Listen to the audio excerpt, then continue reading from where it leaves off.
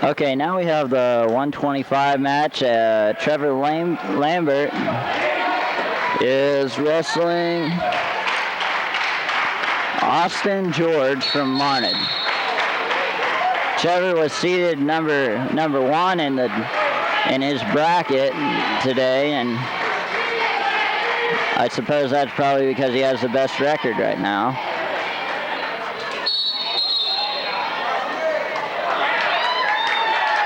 Trevor's up 2-0 with his first takedown, and now he's got the guy on his back, and he gets a quick pin.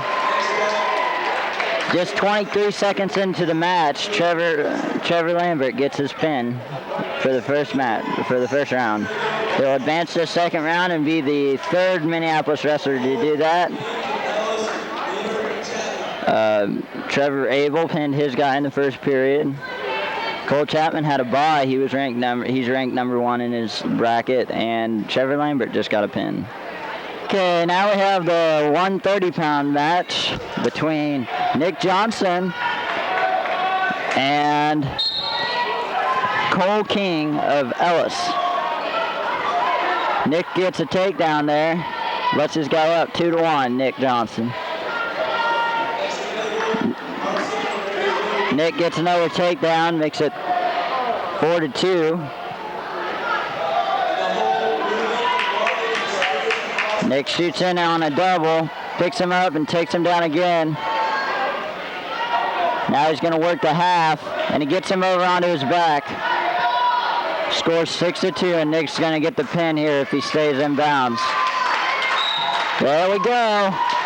Nick Johnson with the pin in the first round. He was ranked number one in his bracket and will advance to the second round along with the rest of his Minneapolis teammates that have already wrestled. All right, here we have Chris Kendall at weight 135 pounds, wrestling a kid from Southeast in the first round of Minneapolis Invitational. Just gets shot in on, but makes a good save there before going out of bounds. The Southeast guy went on an ankle pick, and it worked almost. But no points awarded, 0-0. Chris is in deep on a double. He picks him up, slams him through the mat, gets his takedown, and Southeast guy is on his back.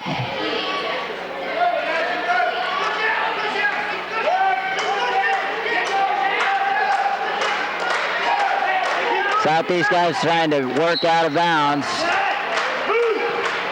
Chris is probably going to get a pin here.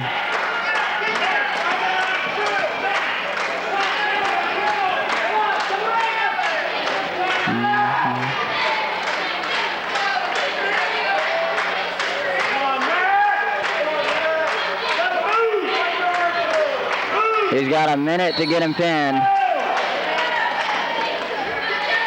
Southeast guy's still edging towards the end of the mat. There we go. Chris Kendall gets a pin in the first round, advances to the second round, along with the rest of his teammates that have wrestled. Minneapolis is 5 for 5, I believe.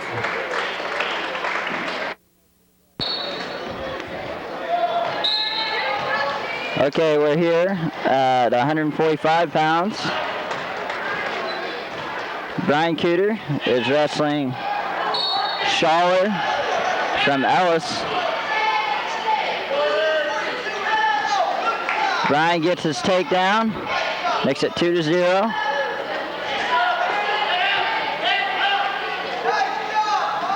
He's breaking the guy down.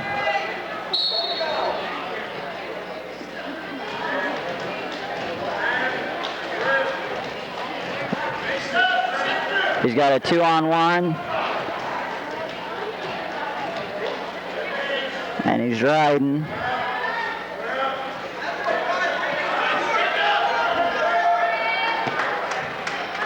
He puts him on his back. He's going to get 3 back points out of this.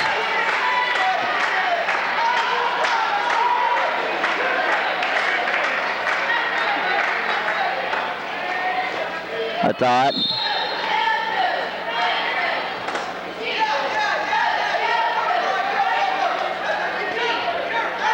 Puts him on his back again.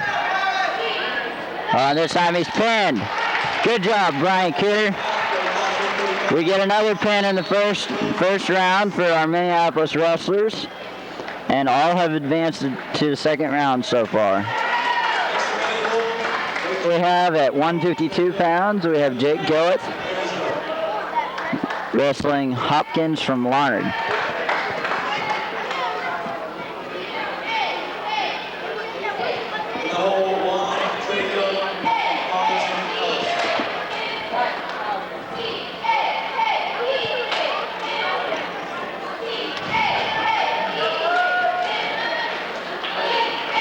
Jake goes in on a single.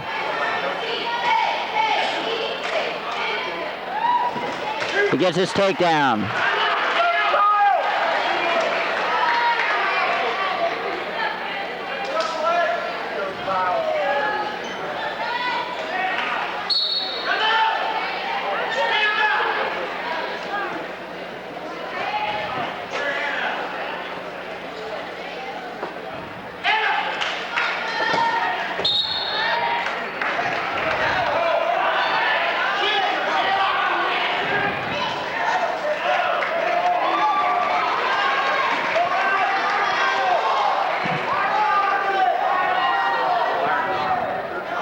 Jake's trying to let him up, give him a point, and make it 2-1. Jake in the lead.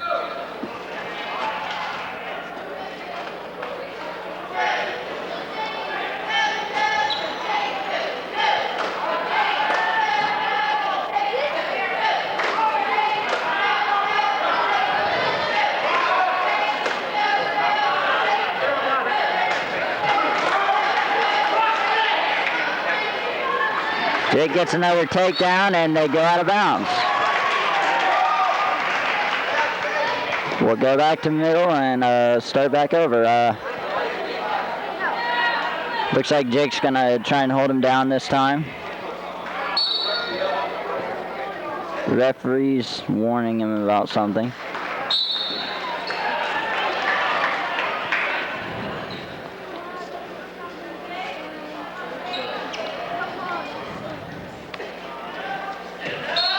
Jake's trying to get him into a cradle here.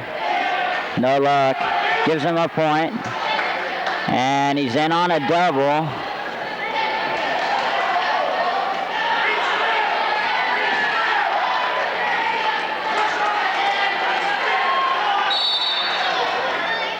They're back up standing and they go out of bounds. Scores 4-2. Jake gets ahead.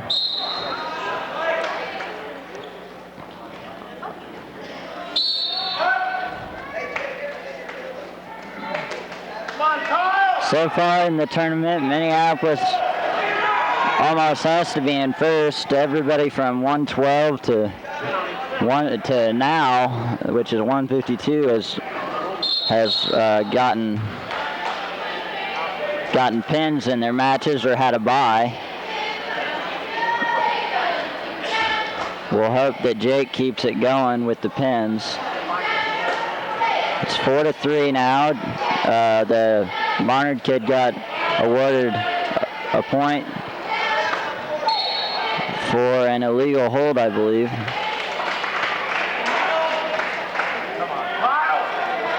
Jake shoots in, stands back up,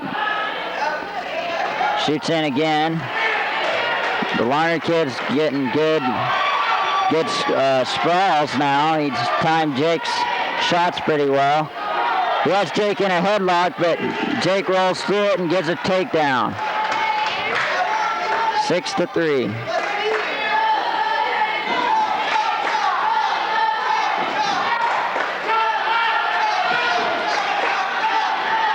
They roll through. Jake's trying to get the guy's hand down, stuck in his crotch. That way he can't do much, but he goes to something else.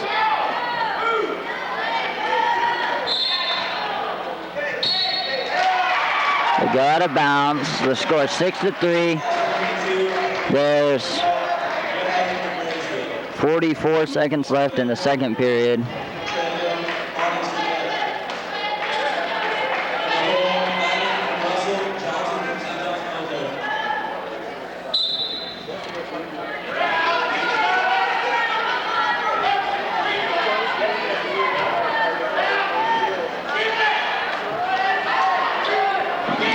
the Lawrence kid gets a reversal on Jake. Makes the score 6-5. Jake's still in the lead. He has an arm bar on Jake, and he tries to pull him over. Jake needs to do something to get out of this. Jake's on his back. He's going to get saved by the buzzer, I think, but he's still going to be down by 2 points. No, he gets pinned. Jake got pinned with 4.7 seconds left. If he could have just held out for 5 more seconds, it would have been the end of the period. And Jake will go back to the back side of the bracket and try and work his way into 3rd and 4th. Okay, here at 160 pounds, we're going to have Jared Mary wrestling Lucy of southeast of Saline. Jared gets a takedown right off the bat. Breaks his kid down. Arm chop breakdown.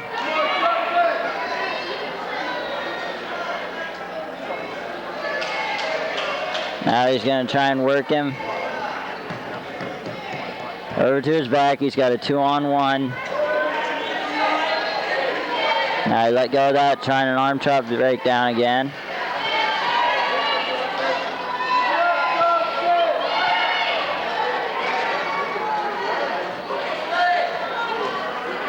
He's got an arm bar. Now he's going to try and pull him over that side with the neck wrench. He has him on his back. He's going to get 3 back points now, no matter what. And hopefully he'll get the pin. He does. He gets the pin. Jared Mary goes on to the 2nd round. Everybody besides Jake Goeth at 152 has advanced to the 2nd round on the winner side of the bracket. Jake is on the back side of the bracket. So we still have everybody in it at Minneapolis. Here we have at 171, Seth Atwell wrestling Klein of Russell.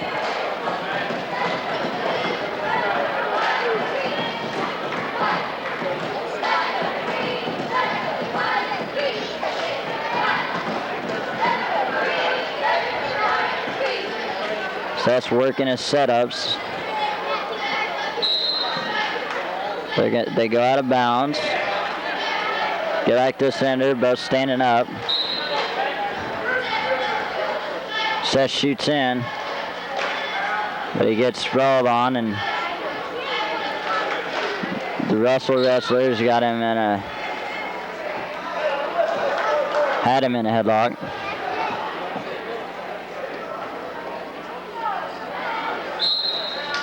They go out of bounds. They'll both be up. Score tied 0-0. There's 1 minute and 15 seconds left in the first period. This is still the first round.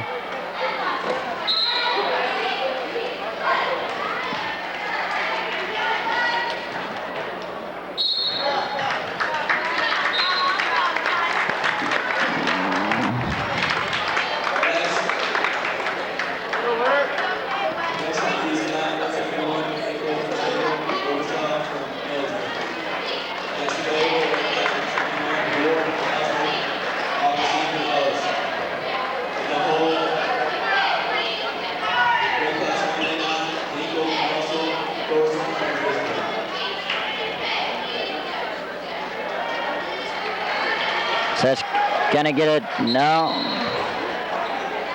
points awarded there. Seth was trying to shuck him over and then get around, but he wasn't doing it very successfully.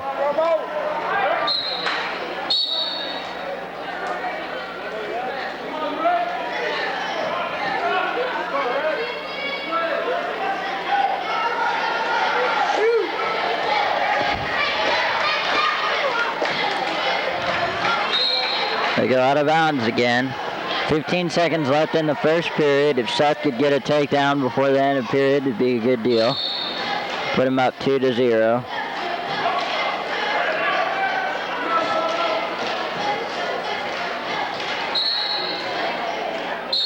They go out of bounds again. 6 seconds left in the first period.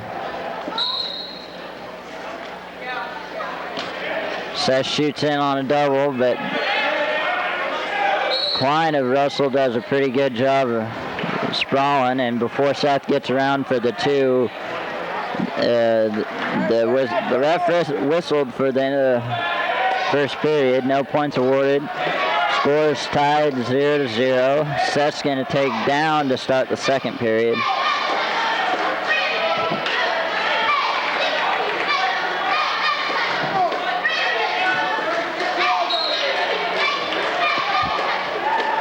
Seth's going for a switch. He just about got it, and he did. Good switch, Seth Atwell. Very good switch. Arm chop breakdown, and he puts a guy onto his shoulders. Scores 2-0. Seth's got a chicken wing.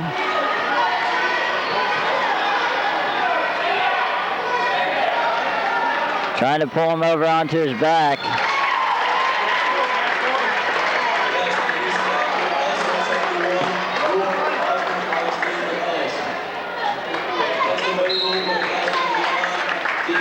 They go out of bounds once again. We'll go back to the middle. Russell kid will be on bottom.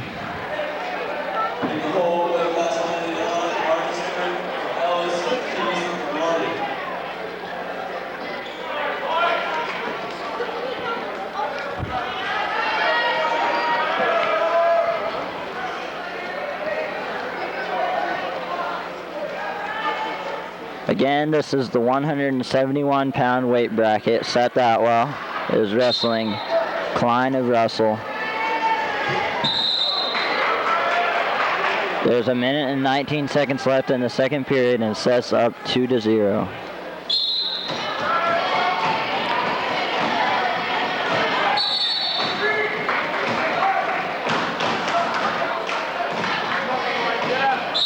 Seth's working to get him onto his back.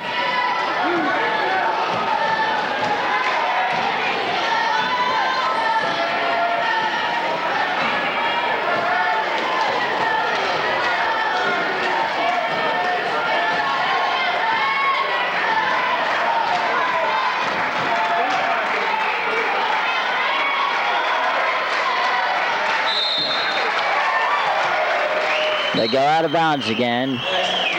Score still 2-0. Seth's ahead. 40 seconds left in the second period.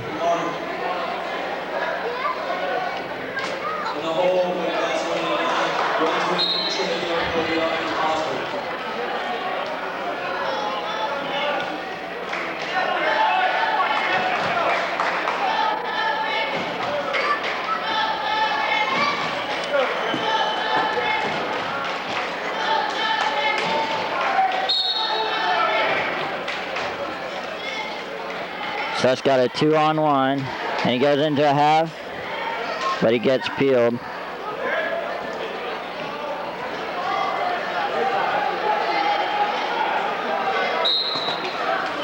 They go out of bounds once again. 5 seconds left in the second period. This is the spot where the Russell kid would want to get a switch or an escape right before the end of the period. He's going for a switch. Atwell just goes right over it and puts him back onto the ground.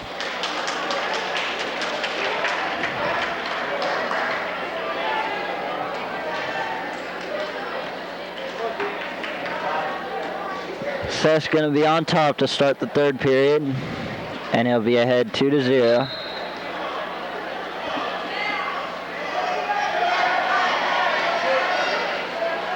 Seth gets him back to the mat.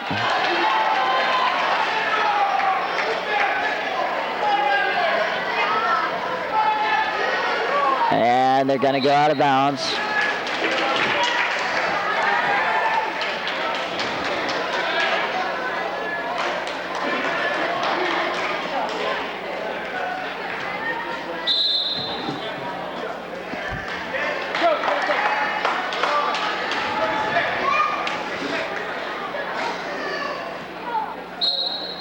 was a really close match, and it's really the fact that the Russell kid hasn't been doing much. He's been stalling most of the match. I mean, he's been doing enough not to get called for stalling, but he's really not hit anything, and he's just wrestling defensively.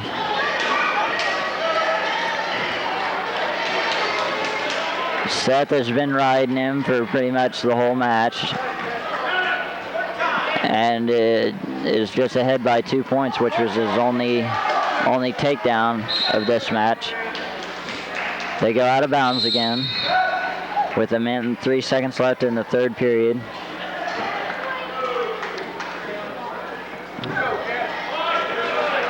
Seth needs to get this guy over to his back, get some more points, maybe even get a pin. A pin would be ideal, but we'll take what we can get. A win's a win. It'll advance Seth to the second round if he holds on to his lead.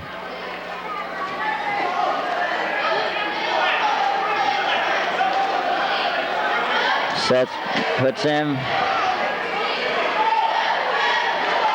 The Russell kid gets an escape. Seth needs to do something.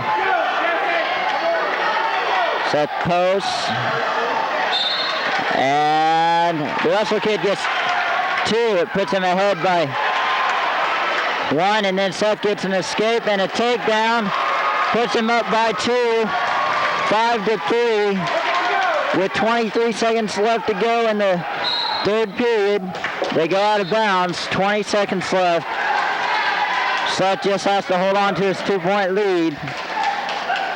Ride him out. The Russell kid seems to be trying to buy some time. He looks a little tired.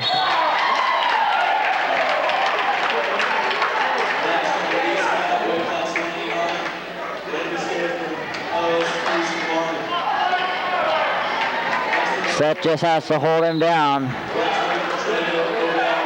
for 20 seconds. Not a lot of switch. He's trying to go over it so it's not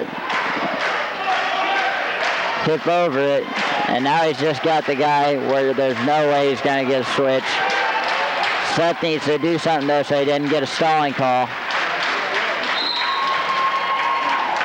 There's the end of the match, folks. Seth Atwell wins 2-3. And he'll advance to the second round to face the number one ranked guy in the bracket from Marysville. We have Faraz Safani at 275 wrestling Busker from Russell. And on the other mat we have Curtis Stevenson wrestling Henke of Osborne. We're going to watch for us, and I'll try to tell you what's happening at both matches. Curtis got taken down just a little bit ago, and it's 2-0. Osborne kid's ahead of him. Faraz is pummeling and now has a headlock. He just needs to throw him. And no, not quite. Ross gets turned over onto his back. Curtis just got pinned. No, not pinned, I'm sorry. They went out of bounds. Ross is on his back, he gets back over. Ross is down 5-0. Curtis on the other mat is down 2-0. And he's on his back now, Curtis is. Ross is in on a shot, a single leg, but he just needs to get up off the mat and start over. Curtis got off his back. It's now 5-0 in both matches. Ross's first period is about to end. Curtis is trying to stand up, and he gets... No, he didn't get his one.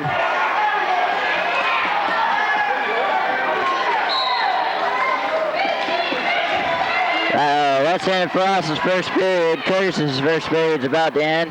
Curtis is on his back again.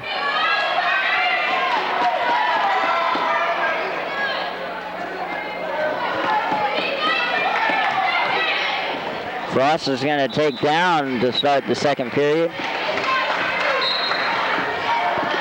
Curtis is about to start the second period, and he's down 8-0.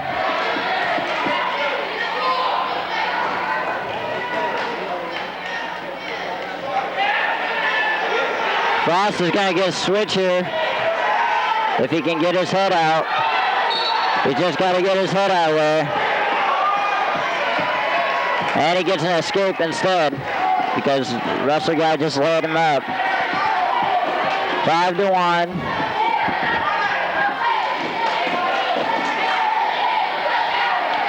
Curtis is down 10-0.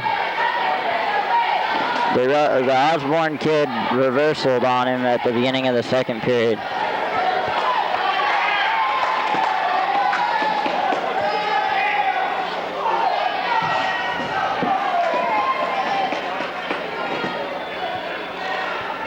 Ross is pummeling, trying to get the advantage. He's got a minute left in the second period when they go out of bounds. Curtis is on his back. I think he's probably going to get pinned here.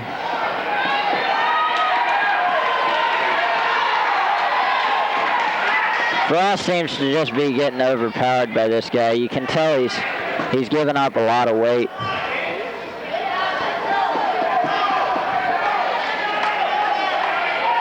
The Russell kid's got a half on him. Frost is down 7-1. Curtis is down 13-0.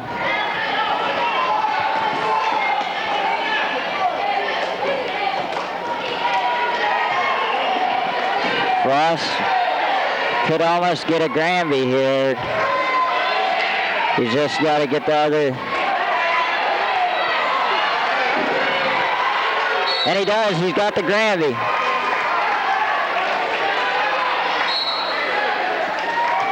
That's the end of the second period. Frost gets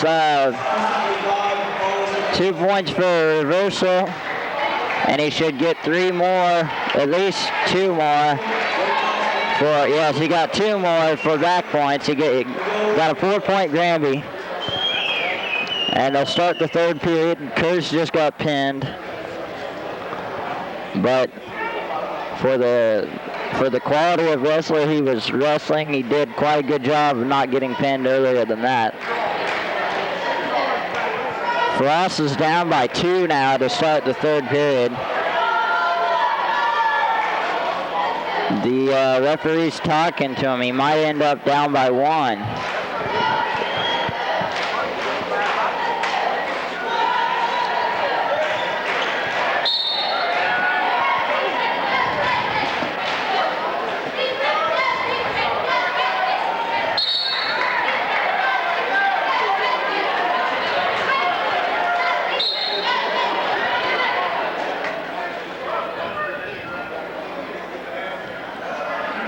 The referee arguing with that coach is sure giving the Russell kid an advantage here because nobody really matches the conditioning of Minneapolis wrestling, and when you get down into the third period, usually wrestlers against Minneapolis wrestlers are getting tired, and they just gave him a spell to breathe. Hopefully Frost can get 2 or 3 more points, take it into overtime, or win it. Frost is working his breakdowns here. Now he's riding him. He's got to get him onto his back to get 2 or 3 more points.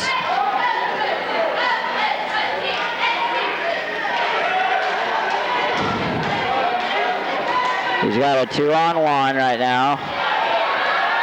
And now he's got a scissor hold on the guy.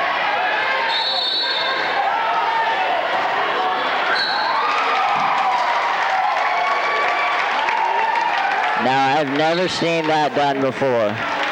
Frost just got pinned with the guy just backing up onto him in the third period. So Frost, Curtis, and Jake Goeth all are proceeding to go to the backside of the bracket, and we'll try to go for a win next round, and everybody else from 112 to 189, besides the 152 pounder, are advanced to the second round.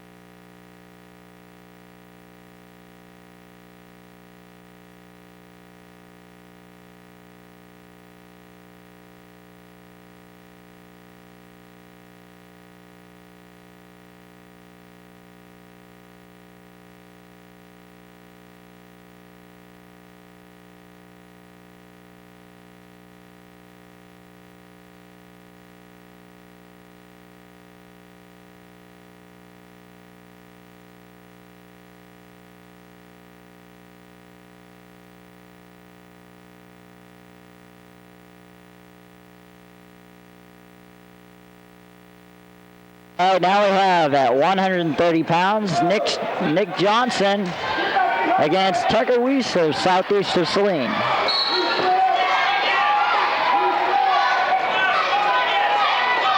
Nick gets a takedown, lets him up, 2-1.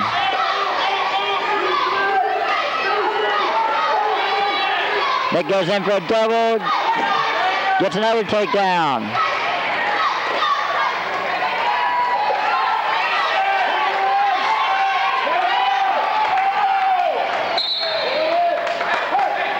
Lets him up. Gets another takedown here. Double leg. 6-2. And he gets him on his back. Pin. Nick Johnson gets another pin and will advance with the rest of his teammates that have wrestled so far in the second round to the championship match. Trevor Abel at 112. Cole Chapman at 119. Trevor Lambert at 125, and now Nick Johnson at 130 are all in the championship match. Here we're going to see at 135 pounds, Chris Kendall wrestling another Spears from Osborne. I'm guessing they're brothers.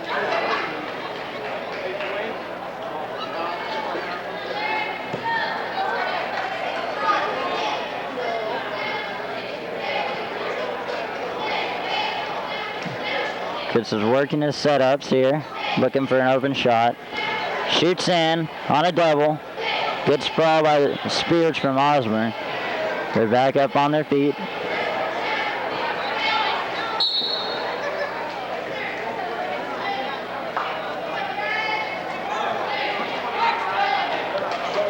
Chris shoots in on a single.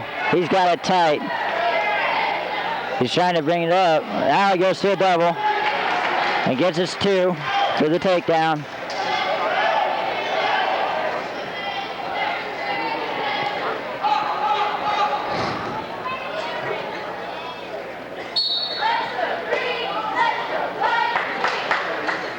Chris has a 2-on-1. Now he tries to pull him over. He's got a chicken wing.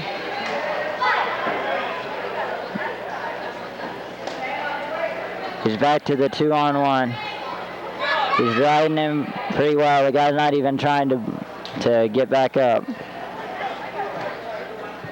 He doesn't have to break him down because Spears from Osborne can't get up. He's got a chicken wing now.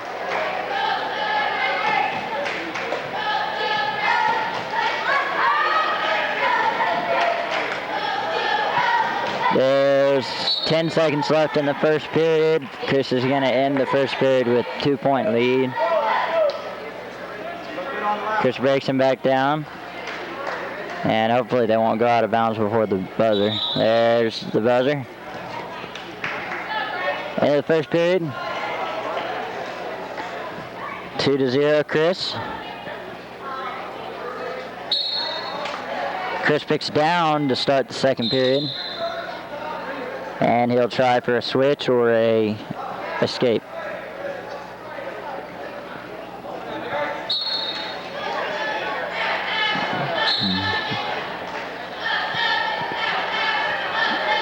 Chris was going for an escape there, but couldn't get hand control.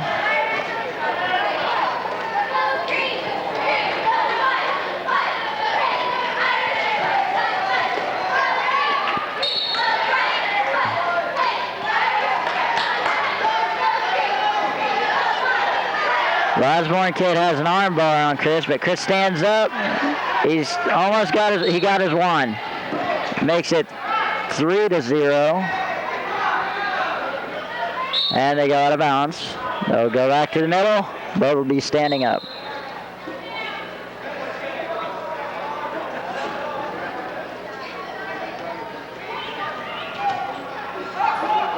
Chris is working with his hands, trying to get a setup going here.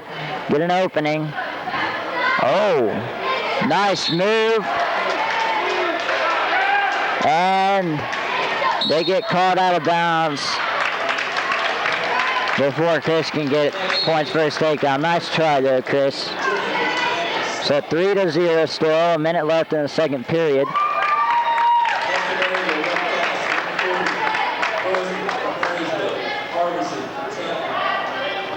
Chris is in on a single.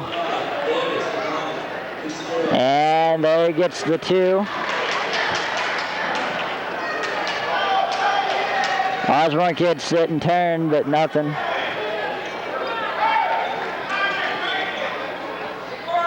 Chris goes back around to the back. And is trying to tip him over, but they go out of bounds. 5-0. Chris Kendall ahead of Spears of Osborne.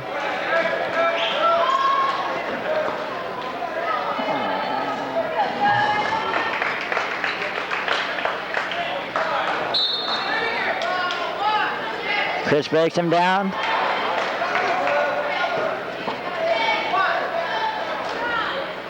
Osborne kid seems to be stalling. Chris needs to do something though so he doesn't get stalling called on himself, but now they're working. Chris has a 2-on-1. He's just riding him. The second period's about to end, and it does.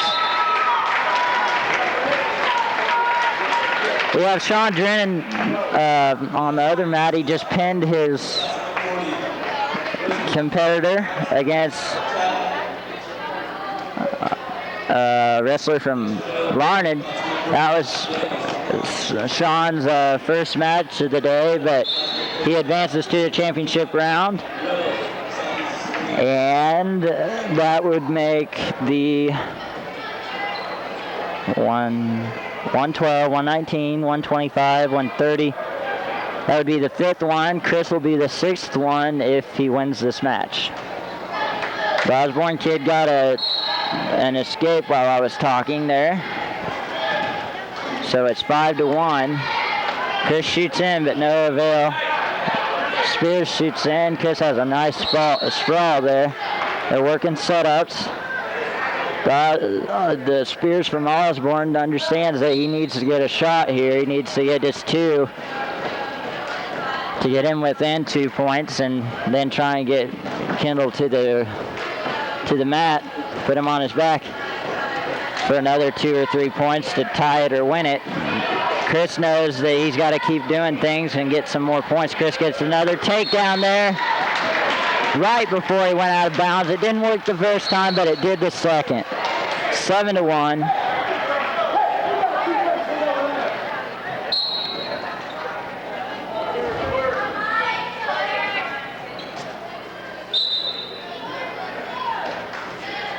Chris breaks him down.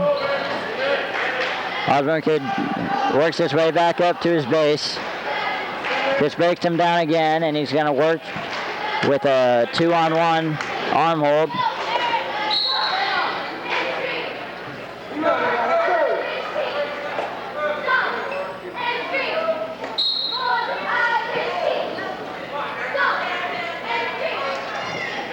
Chris has 30 seconds that he's got to hold him. He's up 7-1, and he'll win the match.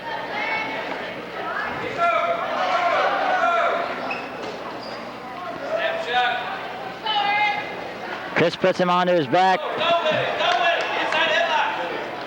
but he just rolls through the Spears from Osborne. And the match is now going to be over. Chris Kendall wins and advances to the championship round with 5 other of his teammates. Okay, here we have Brian Keir at 145 pounds, wrestling in the second round against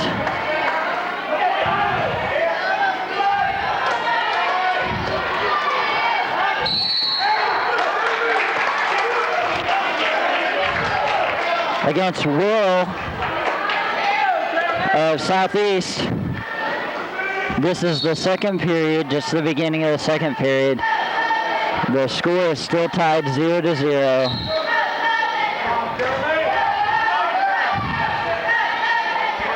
Jared almost gets an escape. He goes back up. He's going for another escape. He can't get hand control. And he gets his 1.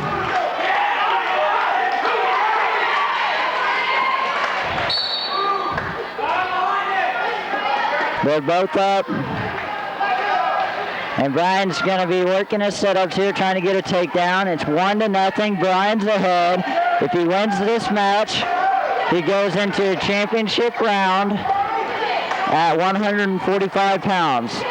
The unique thing about Brian is that he was asked by Coach Giles to wrestle at 145, move up 2 weight classes from 135, because he was the best qualified to wrestle there since his brother got hurt. So he is giving up near 10 pounds to everybody he wrestles. They go out of bounds.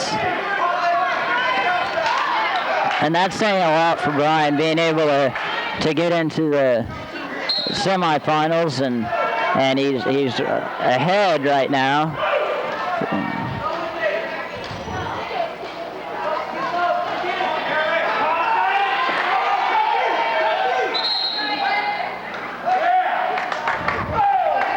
They're both up still. They went out of bounds.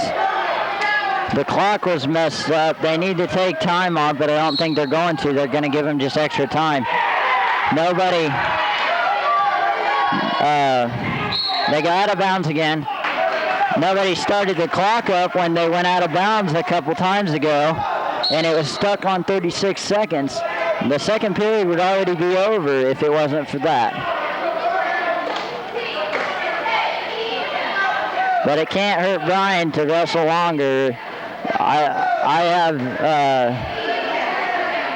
true faith in Coach Giles of getting his wrestlers into top condition and better condition than most anybody in the state. So the longer the match is, the better off our wrestlers are, I believe.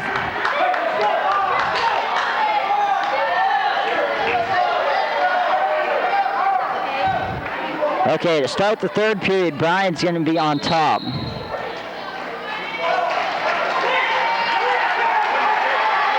Southeast Will goes for a reversal, but he gets an escape, and now he's going to have...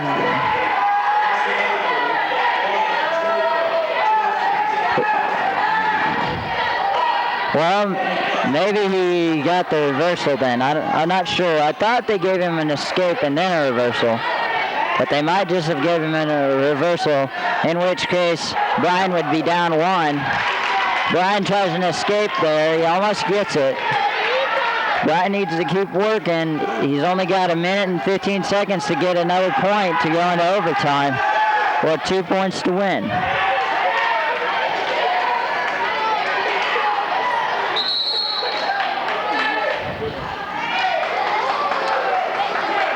They go out of bounds with 1 minute and 6 seconds left.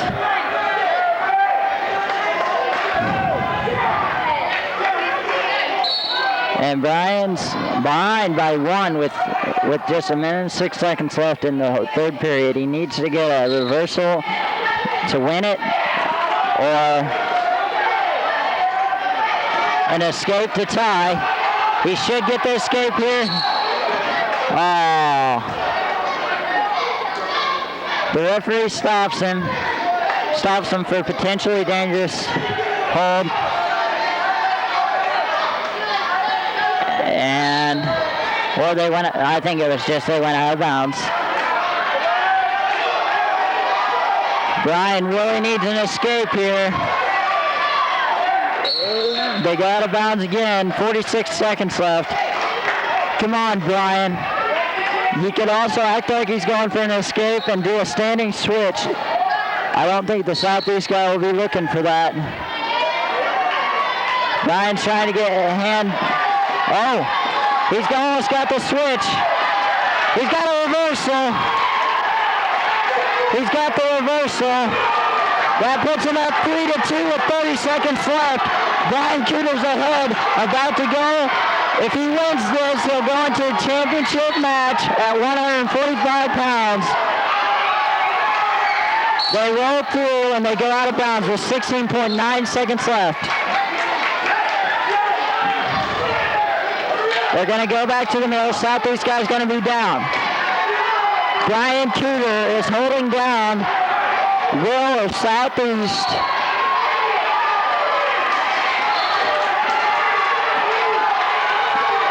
Who weighs 10 pounds more than him. Brian's going to win this match if he can just hold. He just has to hold. Yes, and he does. 3-2, Brian Cooter wins. Brian Cooter wins the 145-pound semifinals. He's going to the finals. And he is the 7th Minneapolis wrestler to make it to the finals. 160 pounds, we have Jared Murray wrestling Sheets of Chapman.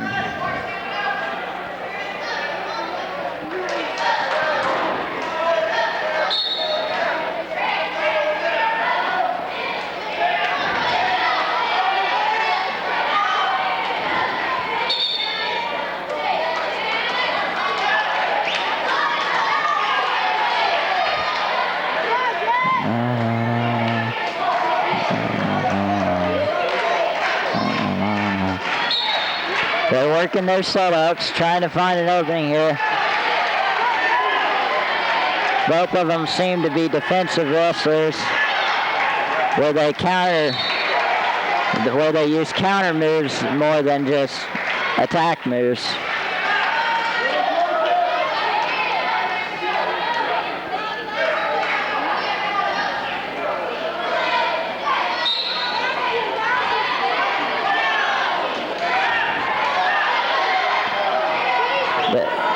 They go out of bounds.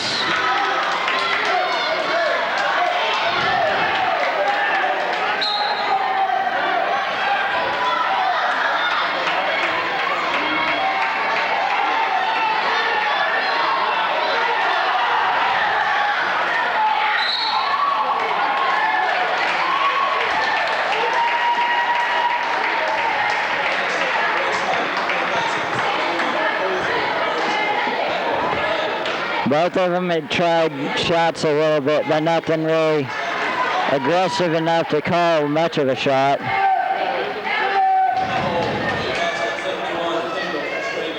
Jared has a good sprawl there.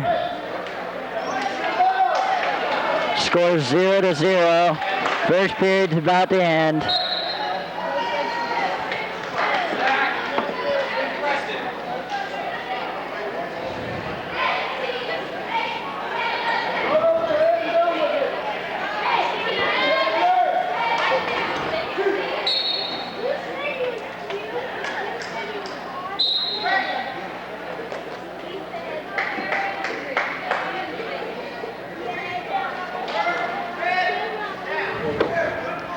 Jared picks down to start the second period.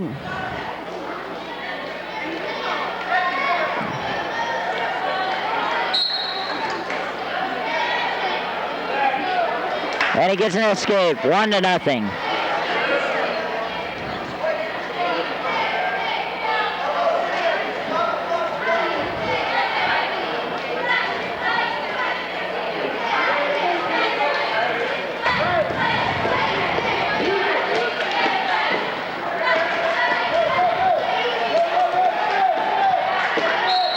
They go out of bounds with 1 minute and 31 seconds left in the second period.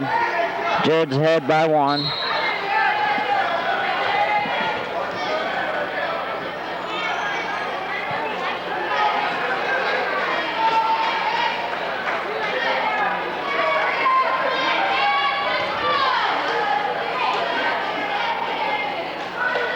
They're working their setups again.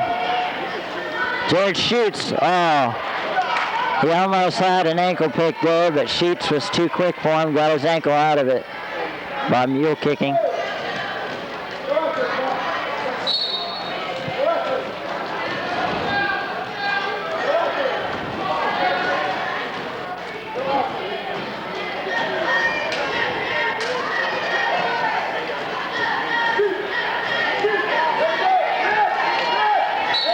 Jared gets taken down on a double leg, and he's on his back. Jared's down. He's going to be down 5 now, or down 4, 5-1. There's 30 seconds left in the second period here. Maybe Jared can get another escape. We have Seth Atwell wrestling over there at 171 against the number 1 seeded guy from Marysville. Jared just got pinned on a stack in the second period, so he'll go to the backside. Seth is behind by 3 over here on the other mat.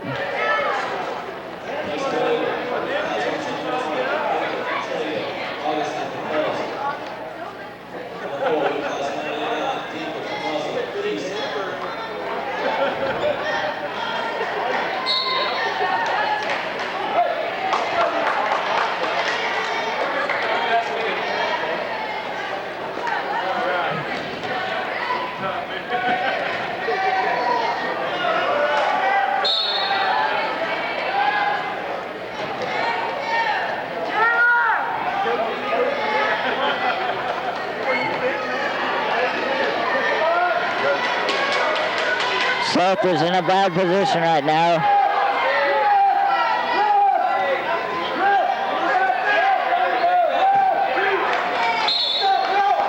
The Marysville wrestler is using the arm bar.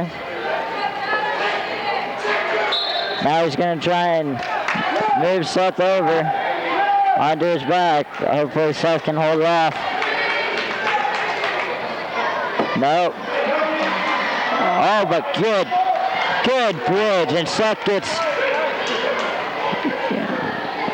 gets 1. The Marysville guy got 2 for back points.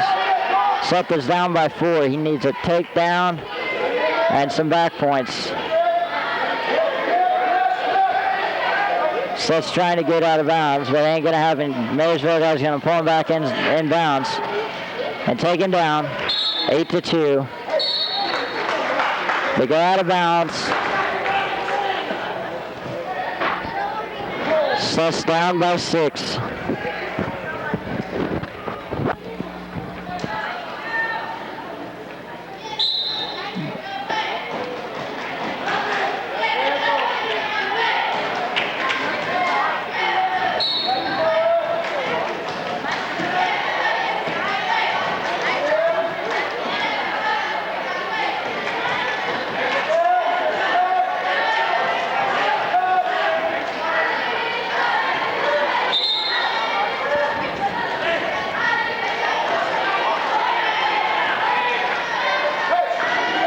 Seth's back onto his back.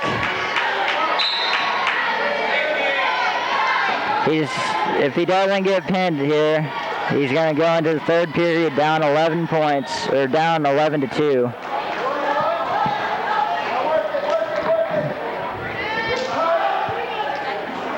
That's the end of the second period. He's down 11-2, and I think he's going to start on top.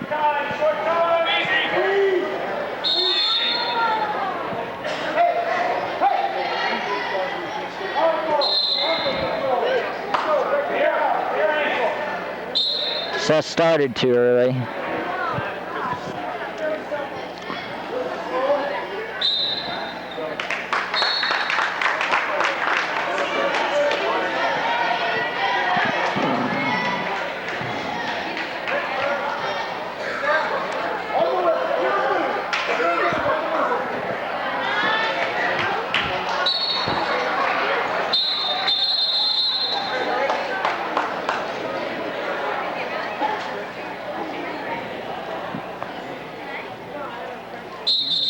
They have 1 minute and 43 seconds left in the third quarter, or third period.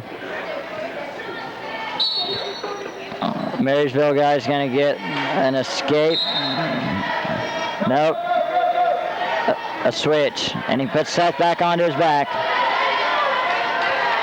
13-2.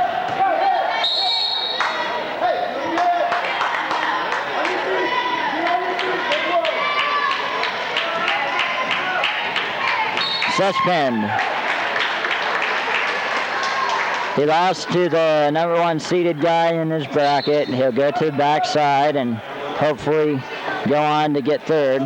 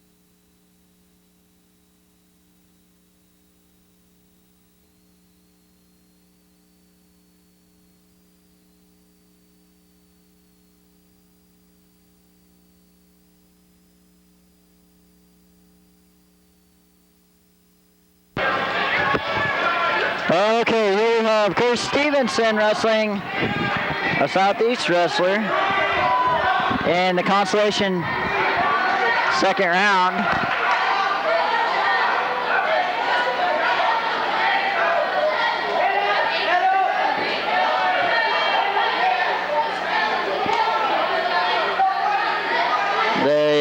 Curtis is up 2-0. And the first period's about to end. The first periods are going to seem short in the consolations because they are short. They're a minute shorter than in the winner's side of the bracket.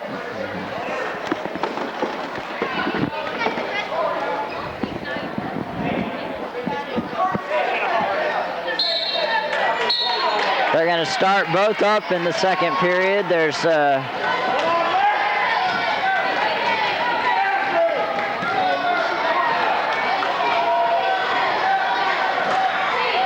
minute 45 left in the second period. Curtis is up 2-0.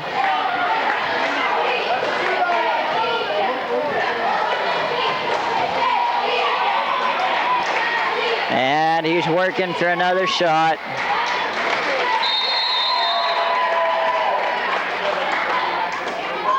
Southeast guys trying to stay near the out-of-bounds line.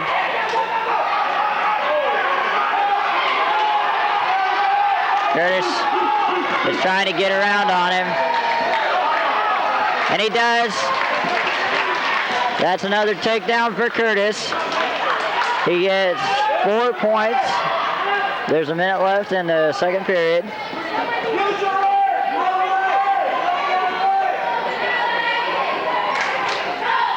Curtis has a 2-on-1, and he's riding the Southeast guy.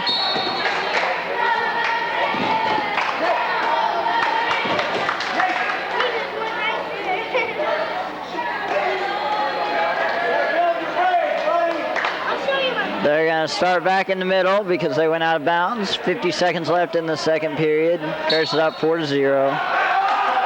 Southeast guy tries to stand up. Curtis throws him right back down to the mat. Curtis is trying the arm chop breakdown. Now he's going to do, he was going to try an ankle pick. There he goes, he does it again. There we go, he got the ankle pick and broke the guy down.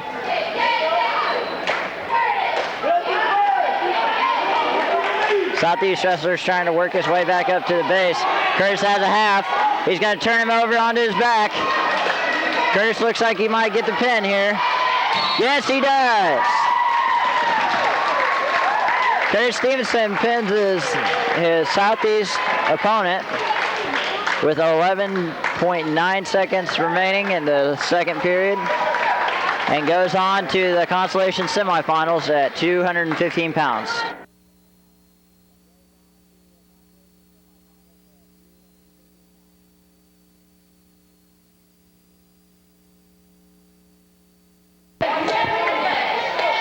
Okay, here we have at 152 pounds in the consolation semifinals, Jake Goeth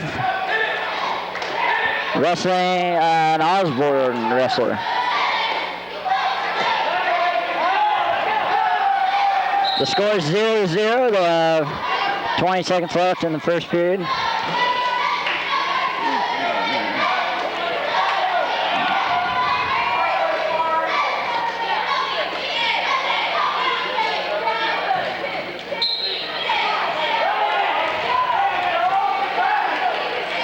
They seem to be pretty evenly matched in speed on the mat.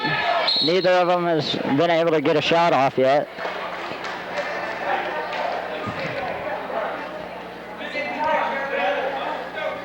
Goeth defers to the third period, and Osborne chooses down.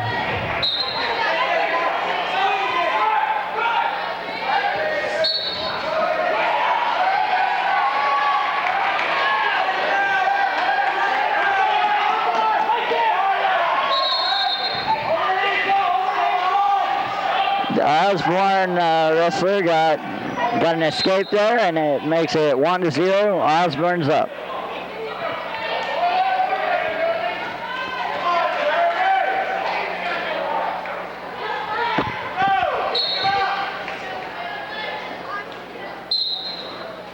Jake's going to want to get a takedown here.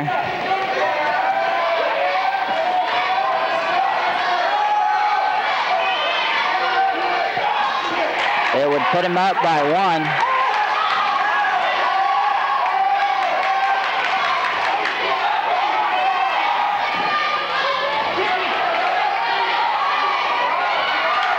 Jake has a nice sprawl there.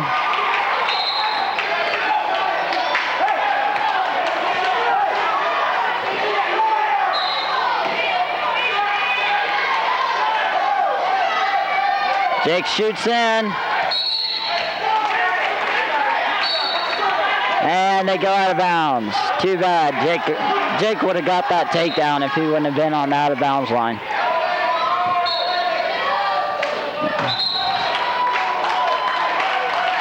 There's a minute left in the second period. Jake's behind by 1.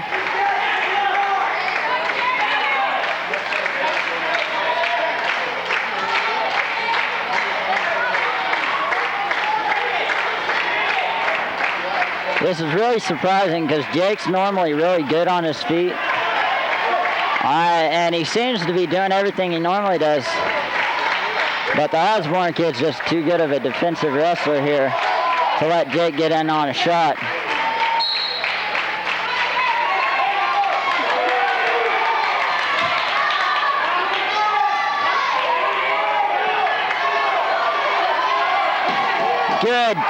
Good job by Jake Goeth, and he's going around. He got the takedown. Great job by Jake Goeth. Great move. Defensively, and then to counterattack with his offensive takedown there. He's up 2-1 at the end of the second period, and he's probably going to choose down, and yes he does. He chooses down to go into third.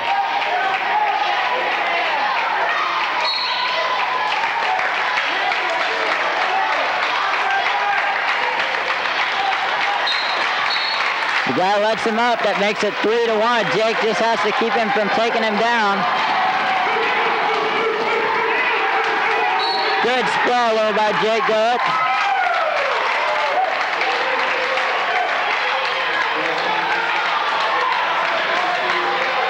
Jake's not taken down yet. Good. They went out of bounds. They're both up. And Jake's ahead by 3-1.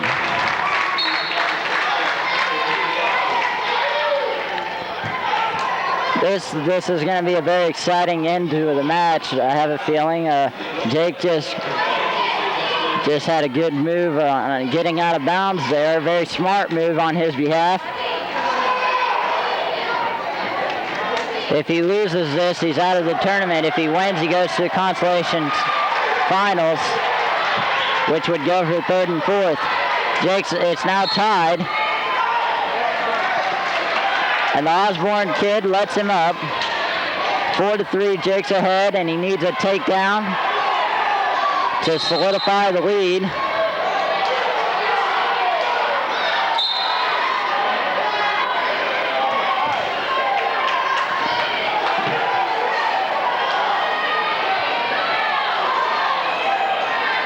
He keeps posting on the Osborne wrestler's head, trying to get him, buy him a little time, disrupt the Osborne wrestler's vision for a split second or two.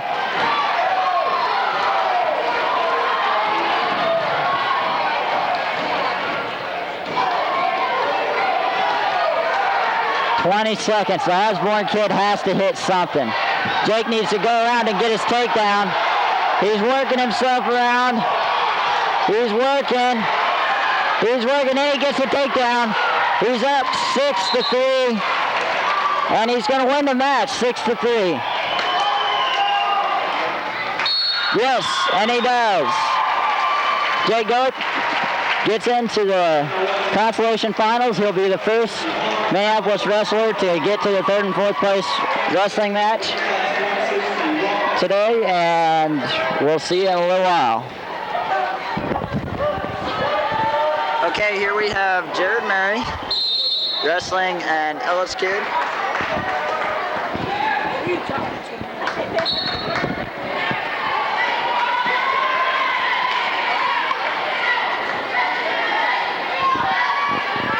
shoots in, but no avail. The Ellis kid shoots in. But Jared and Matt both go out of bounds.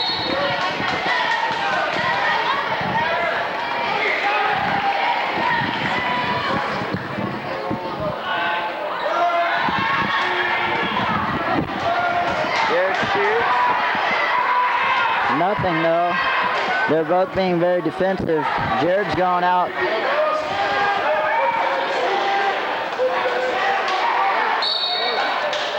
Nice move by Jared, but they went out of bounds. No points. Still 0-0. Jared gets a takedown. 2-0, and there's 10 seconds left in the first period.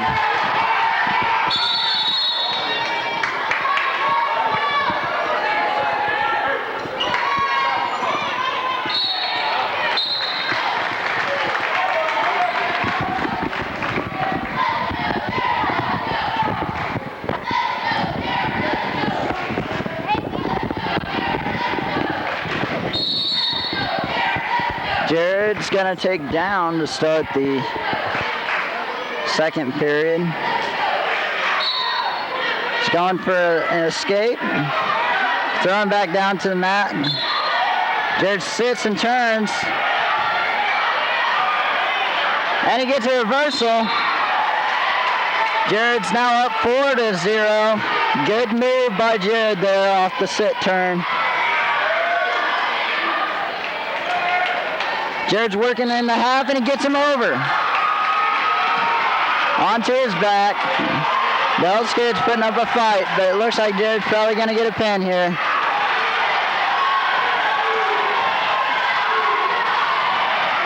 And he does. Yes, he does. In the second period, 40 seconds into it, Jared gets a pin and advances to the consolation finals. Good job, Jared. We'll have Seth Atwell coming up here in a little bit. Okay, here we have Seth Atwell at 171 pounds in the consolation semifinals. Wrestling a St. John's military wrestler. Seth has 2 points for his takedown before I noticed he was wrestling.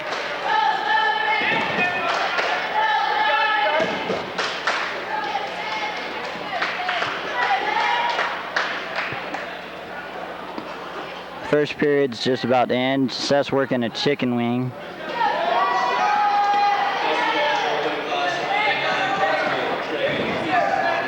Don't go, Robo! There's the end of the first period. Seth had an armbar there at the end, but he didn't get the guy turned over or anything, so Seth's still up 2-0.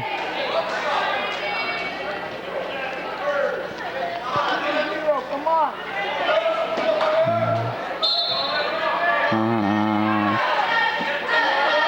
Seth takes it down to start the second period. He's up 2-0. I believe Seth started too early. Yes, he did.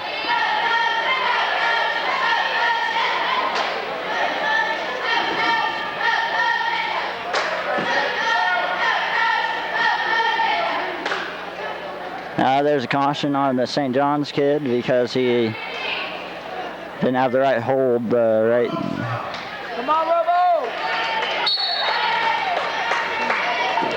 Seth tries to stand up twice in a row. Now he's sitting, and he's trying to get a switch, and he does. 4-0. 4-0.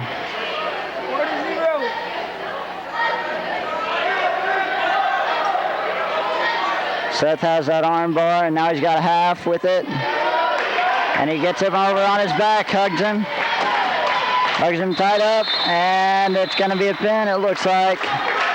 Yes, it is. Seth pins his guy with 1:28 seconds left in the second period.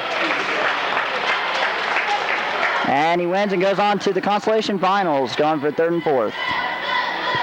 Okay, here we have Rassafani at 275 pounds, wrestling in the consolation semifinals. On the other mat, here in a little bit, we're going to have Cody Stevenson.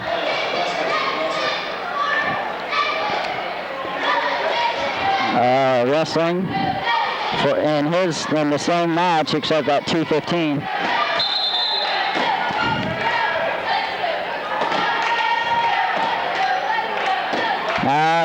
We're trying to figure out what's happening now because, okay, there we go. For us is wrestling a kid from Wamego, or yes, Wakini, not Wamego, Wakini.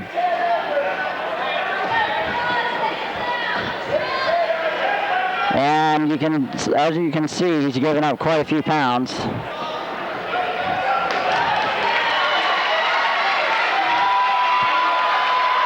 Frost gets taken down because of his throw on the guy.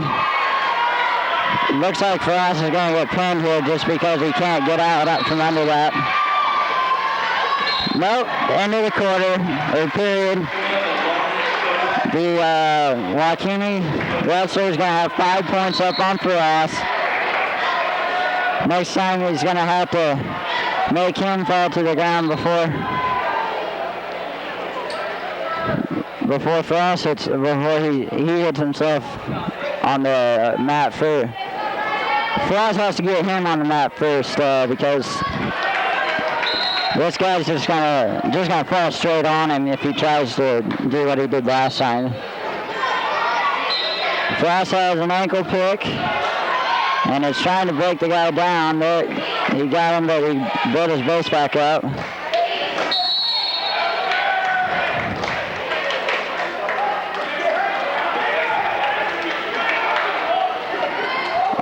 Okay, I don't know what that was all about, but no penalty. They'll start back over with a minute 48 left in the second period.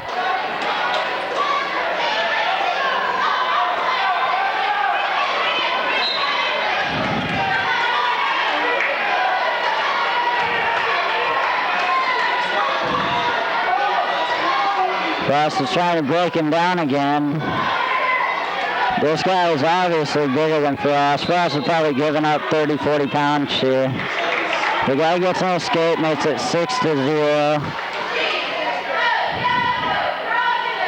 I think Frost is going to have to pin this guy to win.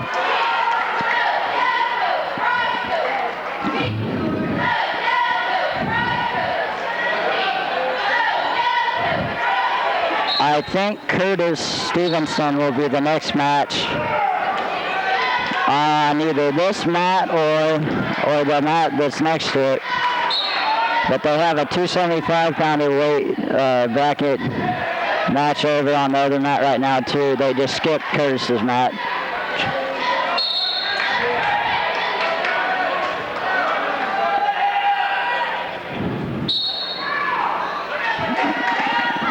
So Frost needs to get a takedown here and then put the guy on his back, and he'll be within one if he gets him down, if he keeps him on his back for a long enough time. But I think Frost is going to have to go for a pin to win this.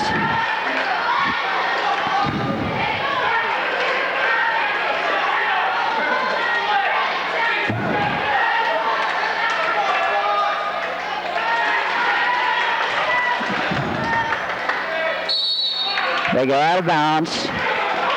There's 13 seconds left in the second period.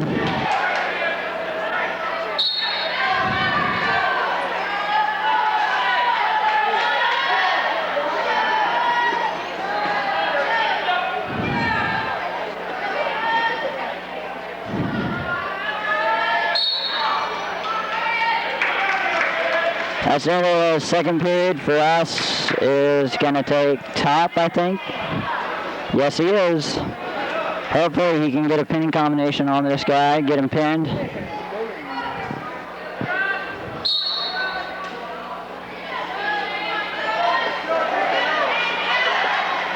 The guy from Wakini just stands straight up. Now Frost has to take him back down, and he does. He's riding with both legs in, it looks like. No, just one. Now he takes it out, and he's trying to work him over onto his back. He's got a minute and 30 seconds to do it. He really needs a pin here. Frost is too far behind to catch back up, I think.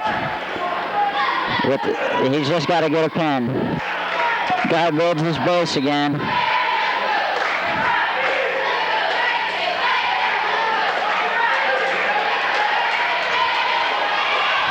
Frost just about got him on a stack, and then he got out of position. Frost is on his back.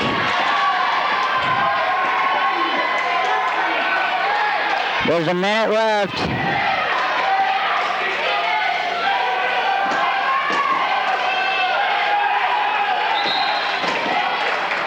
Come on, Frost, fight through it.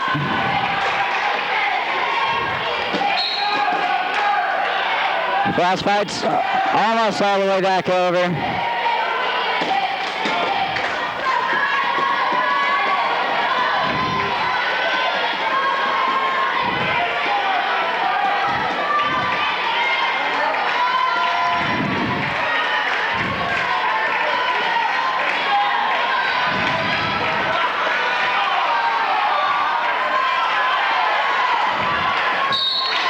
Oh, he got pinned. With 20 seconds left in the match. Frost is eliminated from the tournament, but not without winning a match first. And he has an unlucky day.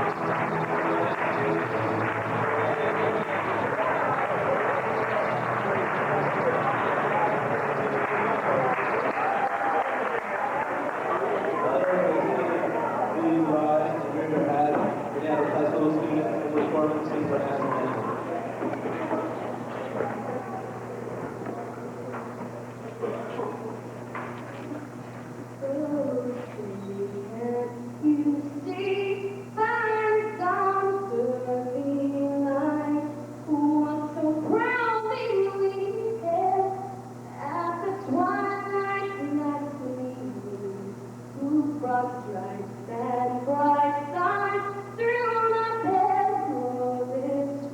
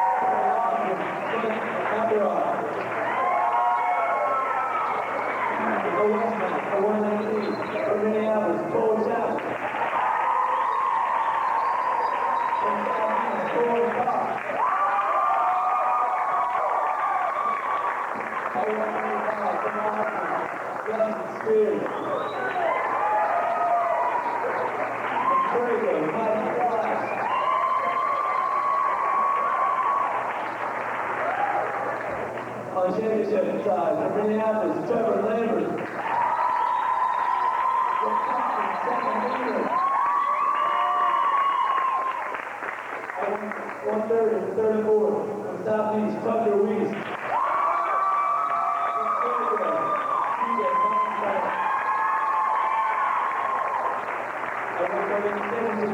From Minneapolis, Nick Johnson.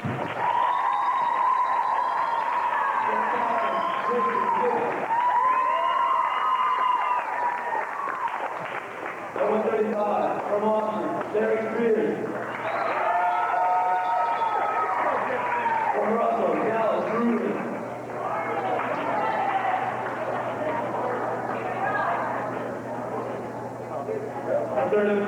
For the championship side, Chapman, Grady Pierce.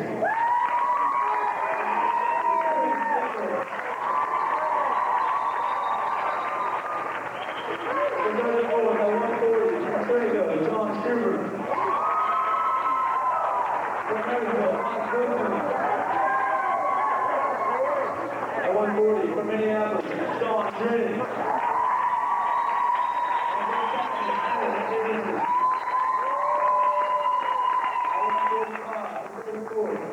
Southeast, Jerry Will.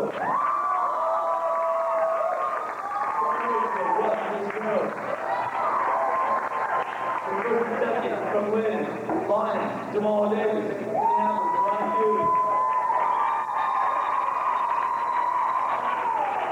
At weight class 152, 34, Minneapolis, Jay Cohen. From Marysville, James Porter. At 152, for the championship, Chapman, Dustin Heller.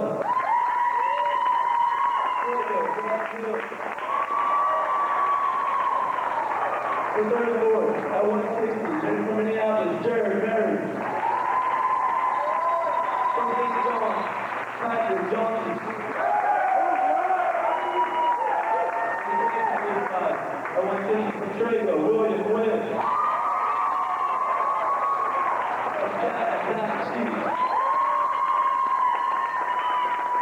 At 171, from Ellis, Ryan Augustine.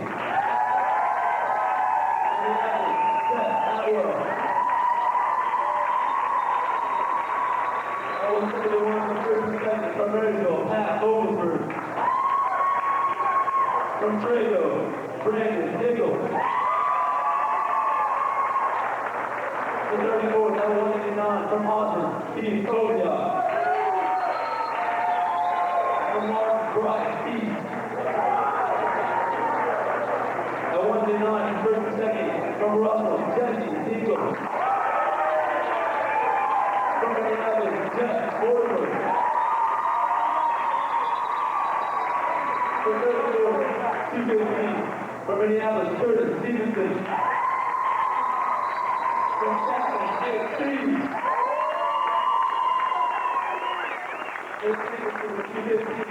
From Marysville, Cody Honda. From Austin, Brett Haney. And 275 to 34 from Trago, Jason Millett. From Ellis, Ryan Bonus. And 275 from Lawrence, Adam Booth. From Marysville, Brian Perez.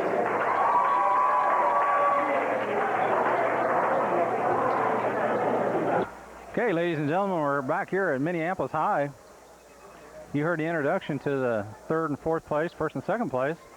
As it stands right now, Minneapolis with 166 team points in this tournament, followed closely behind by Chapman with 129. And that's what it's going to take to end this. Chapman has 9 kids wrestling in the championship and in the third and fourth. However, Minneapolis has 11, so ahead by over 36 points. I'd say Minneapolis with 11 kids in the finals. They got a pretty good shot. First round, 103 pounds, is going to be open. and we're gonna video the next match, which will be 112 pounds with Trevor Abel in there. We'll be wrestling for the championship. Also for championship, we got Trevor Lambert, Nick Johnson, Chris Kendall, Sean Drennan, Brian Cooter. And for third and fourth, we got Jake Goeth, Jared Murray, Seth Atwell, and Curtis Stevenson. Also Jeff Mortimer in there for first and second. So we'll be back after the championship match at 103. We'll have Trevor Abel. Okay, back here at Minneapolis High School, Invitational. 9 teams represented here today. And as I was giving you the point spread, Minneapolis and Chapman are close and close. And there's going to be 4 Minneapolis-Chapman duels here tonight. And as you see right now, we got 112-pound Trevor Abel. He's wrestling Southeast Delaney, Adam Steen. And it's 112 pounds. We're going 2-minute periods, 2 minutes, 2 minutes, 2 minutes. Chapman won the 103-pound, and there you see Trevor get taken down. In a hurry, stands right back up, trying to get that one escape. But Spaney just real tight waist, takes him back down to the mat. You see Trevor try to build his base, try to get up, and probably try to hit a stand-up switch here, or go to that out-of-bounds line, looks like, maybe. All the Chapman people are cheering for Southeast. There you see Trevor work his way out of bounds. At minute 6 left, first period. The Chapman folks here would love to see Trevor get beat and make a difference in that point spread. The Chapman 103 had won his match, and that gave him 3, so that puts us 30 points ahead. But like I say, we got 4 matches coming up here at the 125 pound to 30, 35, and 40, where we'll all be wrestling Chapman. I want you all folks to know that Chapman is a 4A school, and represented here along with Marysville, who is in 4th place at this time, 5th place at 76 points. There you see Trevor on his back. He's got to roll through that. He's got to try to get his arm free, his right arm free, but to no avail. So Trevor, 38 seconds left the first period, second period, gets defeated by Adam Spacey from Southeast Saline. Now next up, we got our Cole Chapman at 119 pounds will be wrestling for first and second. So Trevor Abel takes second place here at the Minneapolis Invitation. Here we go. Cole Chapman, 119 pound. He's going to be wrestling another Southeast kid. It's Coy Cox. So got another bout here between Minneapolis and Southeast. Cole Chapman wrestling 119 pound here. Minneapolis taking 11 out of the 14 classes here with wrestlers in each one, either in going for first and second or third and fourth. We got 4 wrestling the back side, third and fourth, and we got 7 on the front side wrestling for first and second. And you see Cole working on the head there, working himself for a takedown. Minute 25 left here in the first period.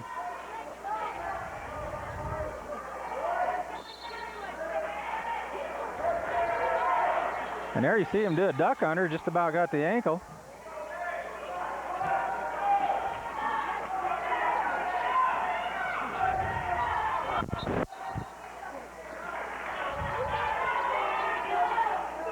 Looks like to me Cole's got plenty of opportunity to shoot. He's just a little reluctant. There he reaches down and gets a leg, but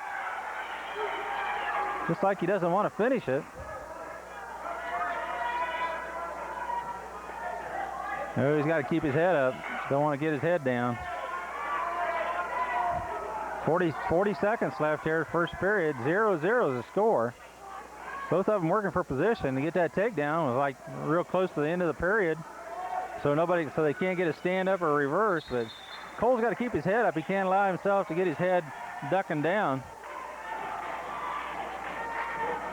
20 seconds left here, no score.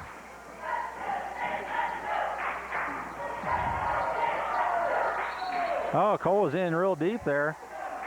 If there had been more mat there, I know Cole would have had him. He had him backing up. And there you see him go right straight down and get that single leg, got a high crotch. Southeast kid backing up. 6 seconds left here, first period. You got to be careful, he's backing up. Cole has to keep the pressure on him. 4 seconds. 3 seconds, nobody's going to score this period. So they go into the second period 0-0.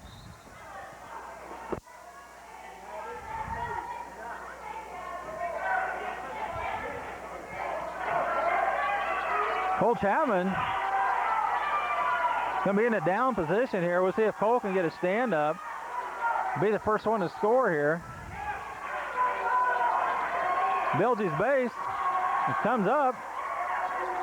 He's in good position to get 2 here. Get his hips over. Oh, he should have had 2 there if he just would have got his hips around. Now he's working for an escape now. He's working for 1, hoping for 2. But the kid catches him.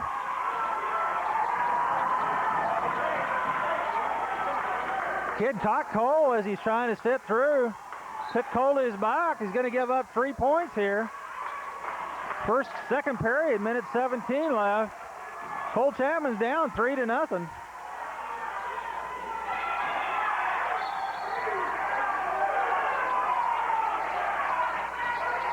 Cole working hard. You see the referee got locked hands on Southeast, so Cole's going to get a point here.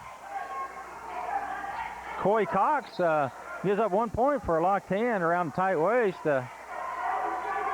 So score is 3-1. That helped Cole out. We got 1 minute left here in the second period.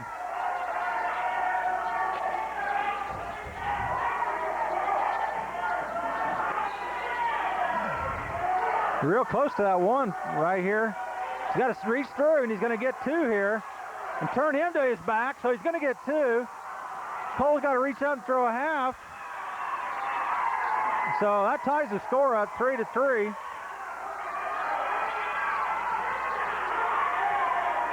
Cole needs to get a hard crossface in there and get around on him. Stand up. The Southeast kid's going to get 1 and getting an escape. So that puts the Southeast kid ahead, 4-1. You got that escape right there with right out of bounds. You got 29 seconds left here, and if this is anything like the first period, nobody could take anybody down. So 4-3 now. Cole Chapman's down.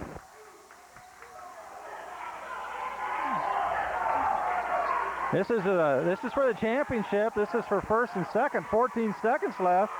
Coach Giles yelling at him to get a takedown, and there you see him come around, did a nice sweep, but kid tried to counter it. Cole's working hard for it, and he's going to get 2. He's going to go to his back. Okay, he's going to get 2 for a takedown and 2 back points.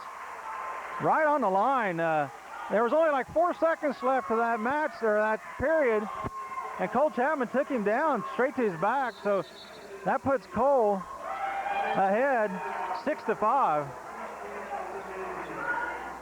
Now it'd be 4-6, 4-7.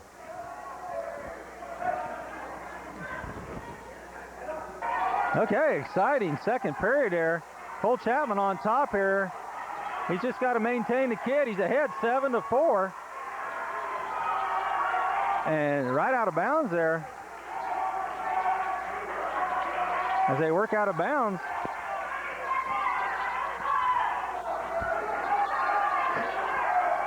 Cole Chapman got to test his riding skills here. We've got 1:50 left of the third period.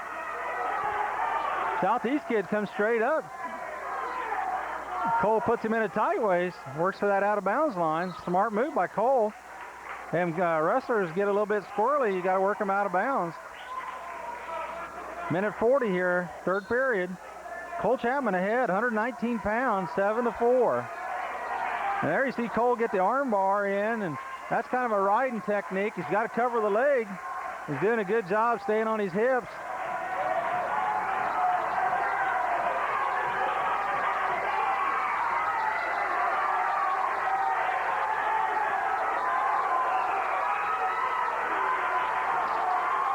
Minute 15 left of this period, and Cole working him to his back here. And Cole's definitely going to get some back points. Now Cole can take that and set out with it, but he chooses not to. He got 3 back points, so puts him ahead 10-4. 57 seconds left here, third period.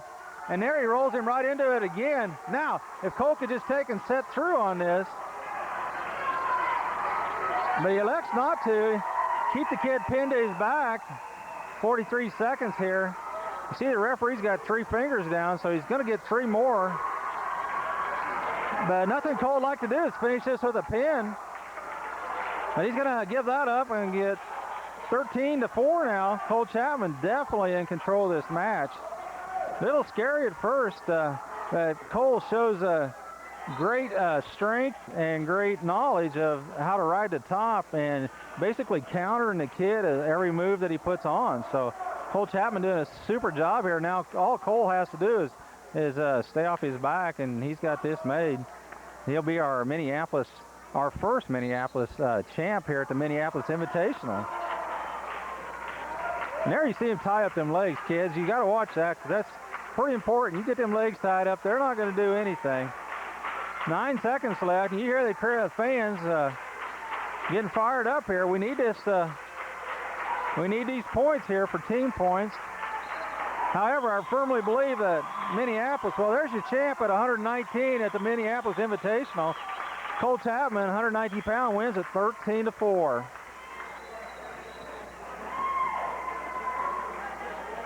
Over here at 112 pounds, you're going to see Trevor Abel taking second place here. Looks like the kid's got a lot of energy. There's Trevor Abel, second place here at the Minneapolis Invitational. That's his sister giving him a hug. So Marcus Abel, 112 pound, second place.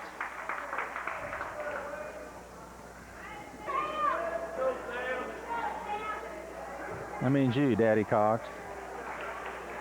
Oh. Okay, here we go. 125 pound Trevor Lambert gets in tight on a single right off the bat. He's wrestling a Chapman kid, and this is one we need to win to definitely take Chapman out of the chances of even thinking about scoring against us. Even though we are 33 points ahead, there's no way that we can lose this Invitational. But it just matters of how many points Coach Giles and his team can rack up. I'm not sure what the record is here, but I know for a fact that 11 kids in the finals and semis is probably got to be one of his best years. And there you see Trevor, he got the takedown for 2. And then the kid went to his back and he got 2. Now Trevor's been doing this figure 4 on the head, and you see him working on it right now.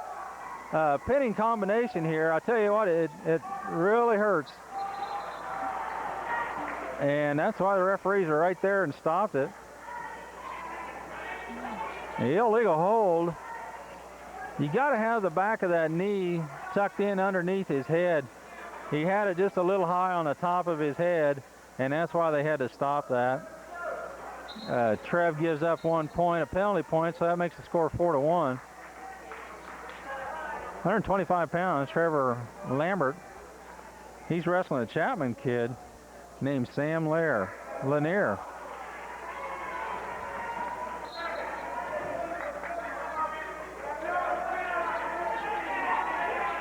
Trevor Lambert, a senior this year, 125 pounds, 30 seconds left here.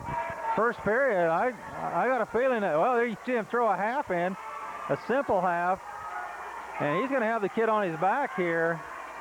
Getting back points for sure. It's 26 seconds left. Trev's going to keep that arm. He's going to back half him. Going to a semi-cradle here, but no, he's going to get 2 back points. So Trev goes ahead 6-1. 12 seconds left, first period.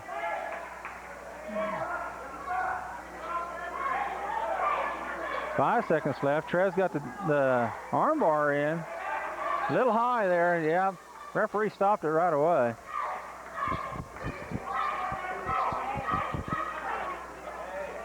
Trev just had that arm up just a little too high, so referee stops the match.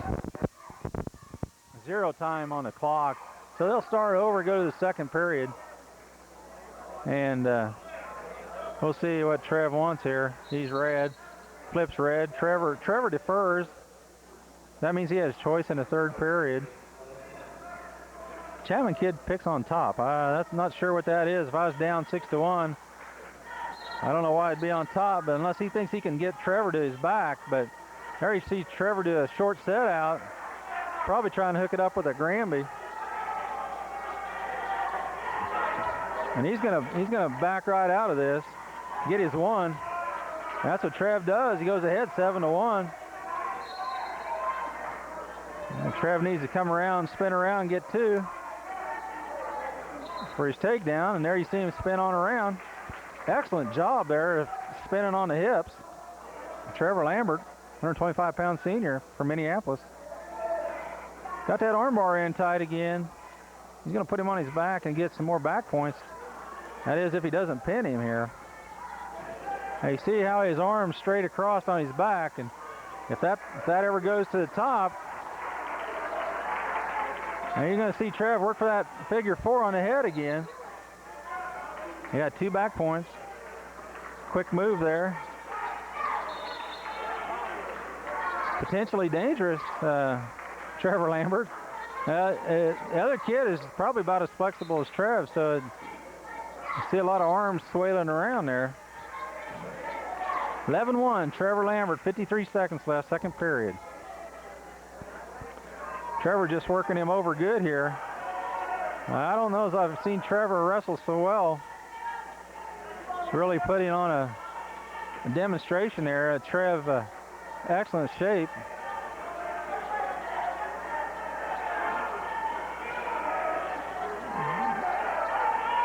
Kid on the bottom just kind of basically hoping he doesn't get pinned. And there you see Trev get that arm locked over. And the kid just soon break his arm as to give in to Trevor. So I don't know what Trevor will have to do here with 10 seconds left. Well, they're going to start in the middle. Looks like out of bounds there. I think Trev just needs to slow down a little bit and be sure he gets that arm and then run it. Just a little anxious. 8 seconds left. Main thing for Trevor is just stay on his hips and don't give up any points. Kid only got 1 point, and that was what Trev gave him on that potentially dangerous figure 4 on the head.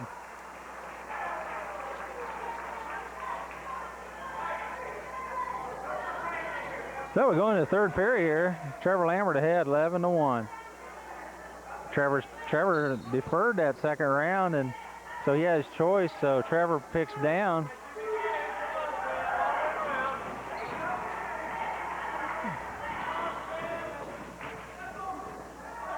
Trev trying to step through this, get that short tilt, get them legs there. So he got a reverse, made it 13-1.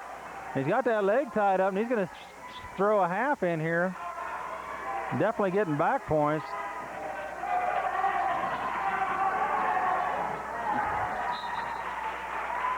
He's going to get 2 back points awarded. That makes it 15-1. Now, if Trev gets another point, it'll be a major decision. Any points over 15 stops the match.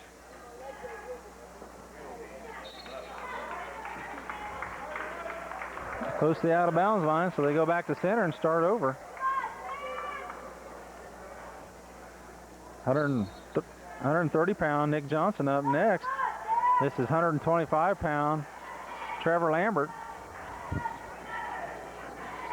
15-1, a minute left.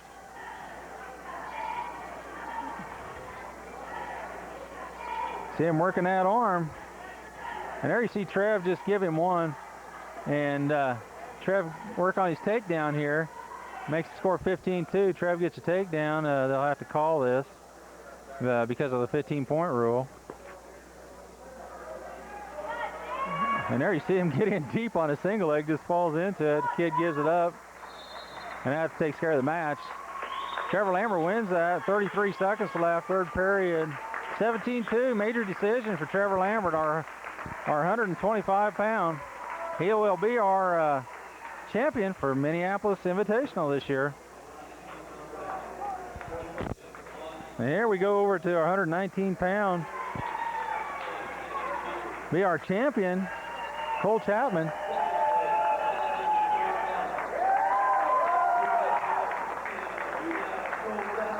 And there's Cole Chapman, the first champion for Minneapolis here on the podium.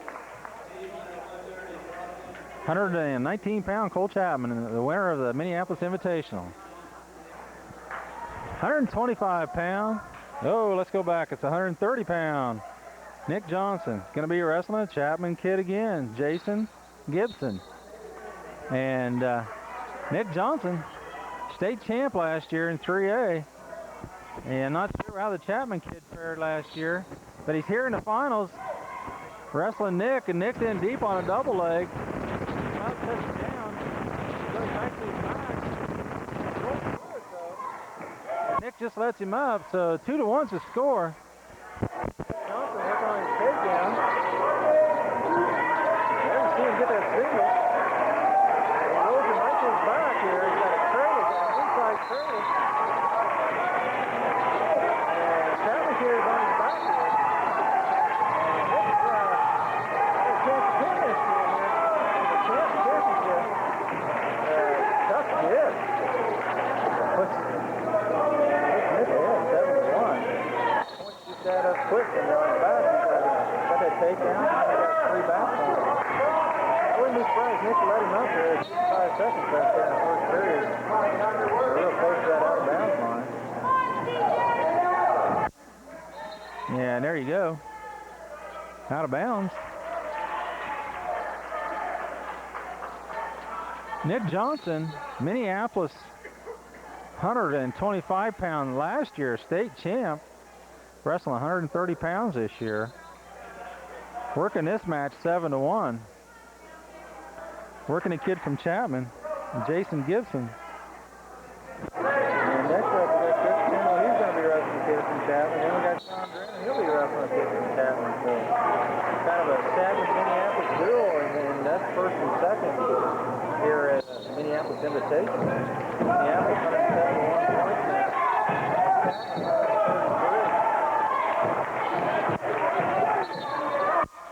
Out of bounds again. So they'll start back in the center, and this is usually 19 seconds left.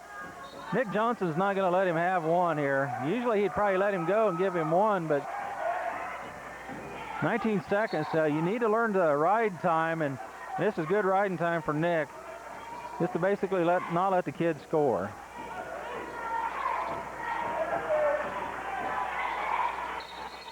Six seconds left here. First period for Nick Johnson, 130 pounds.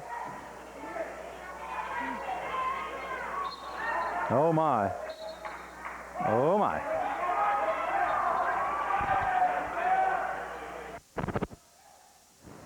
Second period here. Nick Johnson on the bottom, working on his stand-up switch.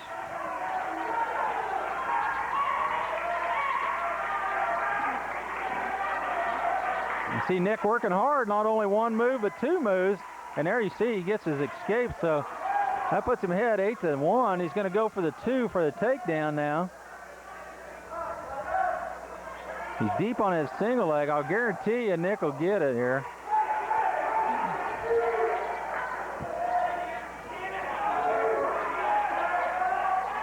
Chapman kid holding on for everything he's got.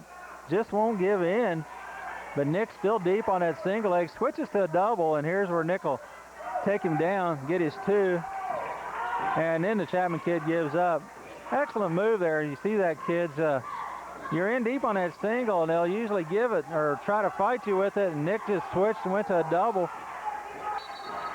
Excellent position to go ahead and take a kid down. You get his legs tied up. They're not going to be able to move. Now, score 10-1 here, Nick, with 52 seconds left here, second period. 130-pound Nick Johnson.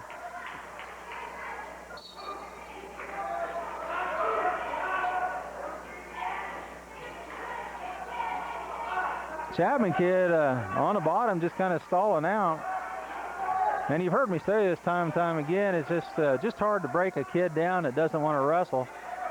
And you got to be careful there, Nick. Yeah, attaboy. He kind of got on his hind side instead of staying on his hip, and he noticed it real quick. Got really good hips there. Switches on through. Chapman kid trying to get a set through, but Nick's just riding it out here with 6 seconds left here in the second period. 10-1.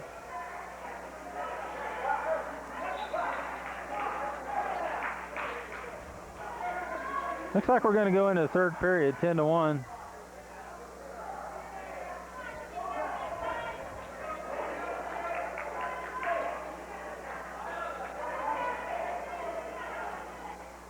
Okay, here we go, third period. 10-1, Nick Johnson. Now he's working for a stand-up switch. He gets his one. Now he didn't ever clear, and he's going to get two here. As soon as he gets his head popped up, and there you see it.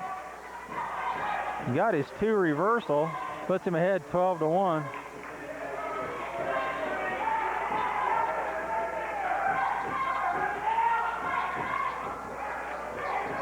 I really haven't seen Nick pin a lot of his kids. He just out-finesses them. If he gets into a hole where he can get him, he'll see him pin him, but really Nick is a finesse wrestler. He definitely won't set the school record for pins, but takedowns, stand-ups, and things like that, Nick's got to be way ahead. Excellent wrestler for Coach Giles, has been for years. And there you see the Chapman kid just sitting there, and the referee is looking at him saying, "You've got to wrestle, son." Now, I'm surprised Nick just don't let him up here. But basically, Nick's working on riding time.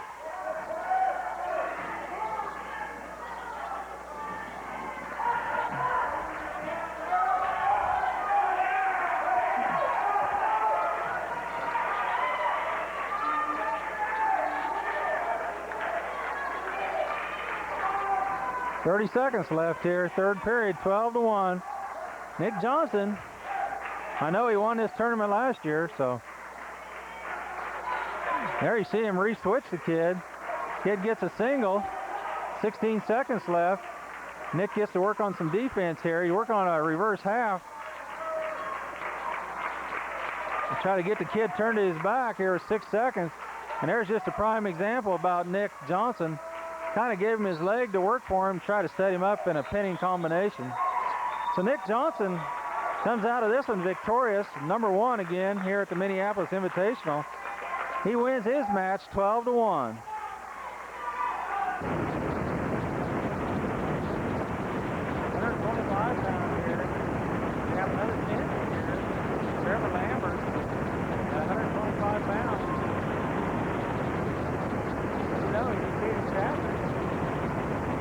Our score at 2 points look 172. Trevor Lambert.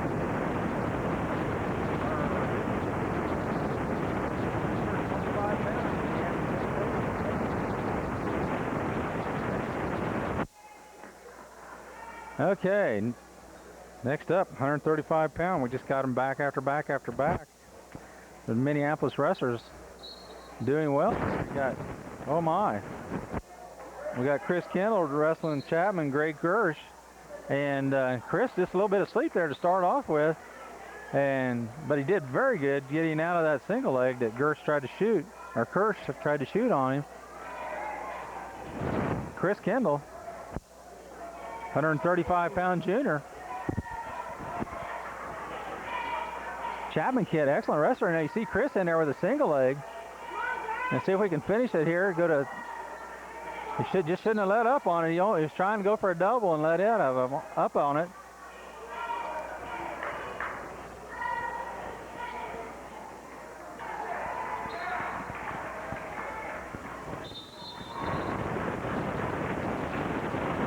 There you see Chris shoot in. Didn't get anything, so back out. He gets in for a single.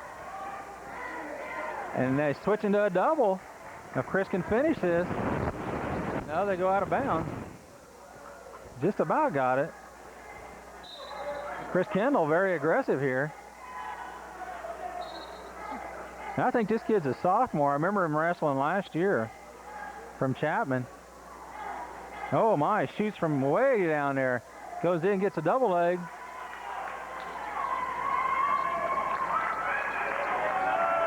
And Chris is kind of in a predicament here. On his back. Gets through it. Gives up 2 for a takedown and 3 for back points. But gets off his back quickly. Excellent job there. The kid's switching and went to a cradle here.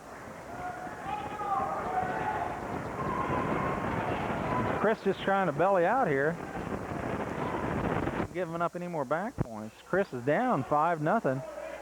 Chapman kid breaks the cradle hold. Goes to another. It looks to me like Chris could probably back out of this, but right on that line there, it's going to be tough. They're probably going to both go out of bounds. He may get one here. He may get one here, but referee says no. So 5-0, 13 seconds left here, first period. Chris Kendall is down position. Right away, Chris tries to hit a stand-up. Kid gets through, trips him. Chris builds his base. Tried to come back up, do a sit-through. Got to clear that arm first, though. That ends the first period, 5-0. Chris Kendall's down.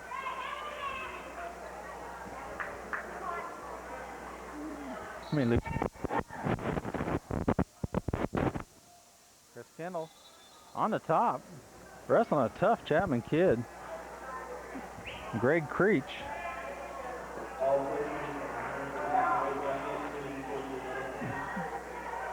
Chris trying to work him for some back points here. He's behind 5-0. Kid does a reverse set through. He's working for a Granby hole here, and Chris just about catches him. Just about counters that Granby roll. Excellent job there with Chris. Chris is too far out to the side here. Chapman kid reverses him. So Chris down 7-0, and right away you see the Chapman kid get a leg in. Now, I'm pretty sure this Chapman kid's just a sophomore, but there you see Chris work out of that down position. And he's going to get one for, well, I thought he could get one for an escape here, but I think the little Chapman kid's a tough little wrestler. He's a strong kid.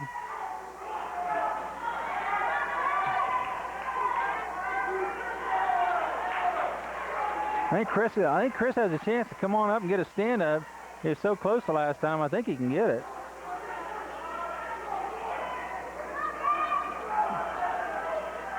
He's about got himself cleared here. Now if he can just come on up now and get 1 point here. But the kid's trying to counter what Chris throws on. And he does. Uh-oh, he's got a spladle on. This is going to hurt. This is going to hurt. 15 seconds left here. Oh my.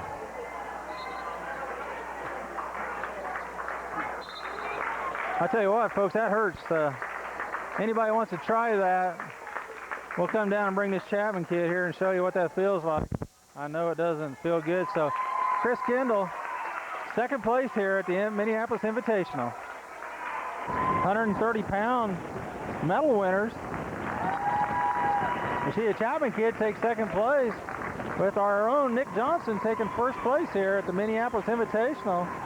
Now, I don't know how many, I think Nick has won this 3 years now, so Nick Johnson, 130-pound Minneapolis Invitational, 2000, 2001.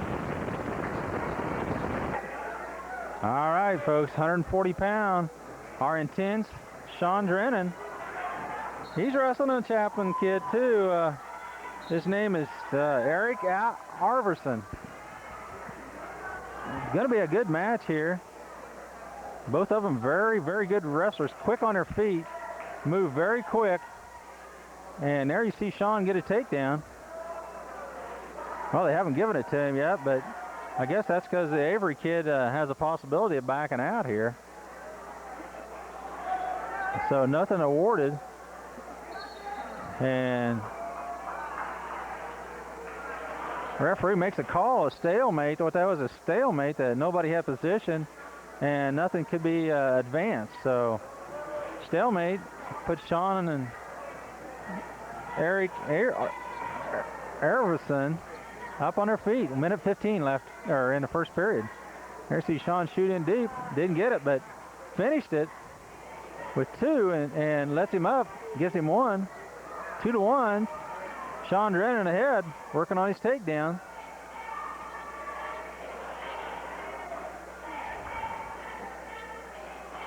£140. Sean Drennan took 3rd at state last year.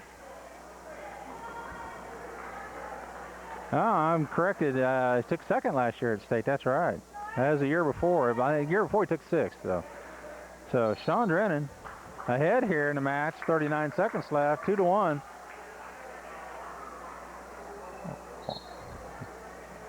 He let the kid up real quick, and needs to go for another takedown. You see him do that arm bar or that arm drag, and basically sucks the kid right into him. 2 very, very quick wrestlers here for 140 pounds. 20 seconds left here.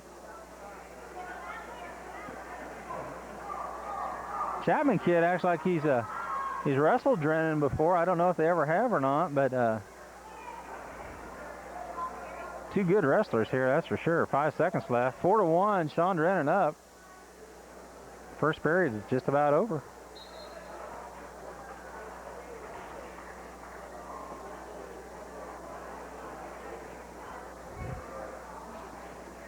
Sean Drennan gets the flip and he defers to the 3rd period. So Eric Chapman kid, he goes down. We'll see if Sean can hold him or get him in a pinning combination here. And the Chapman kid does a real quick switch, but they go out of bounds. Oh.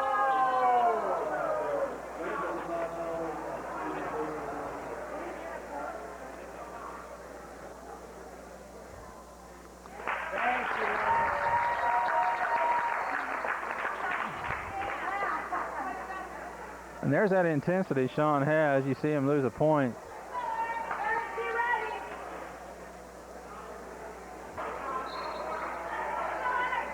I'm not sure on that call. They awarded the kid an escape.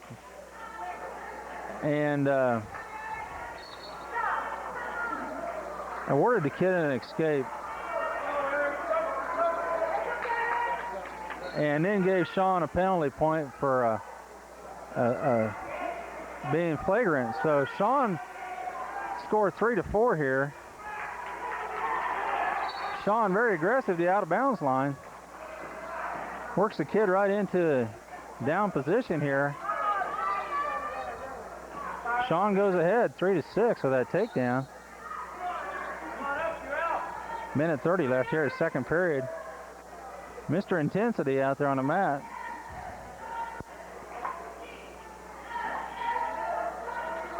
It seems like almost sometimes when Sean gets, somebody scores against him, Sean just gets twice as mad and twice as mean.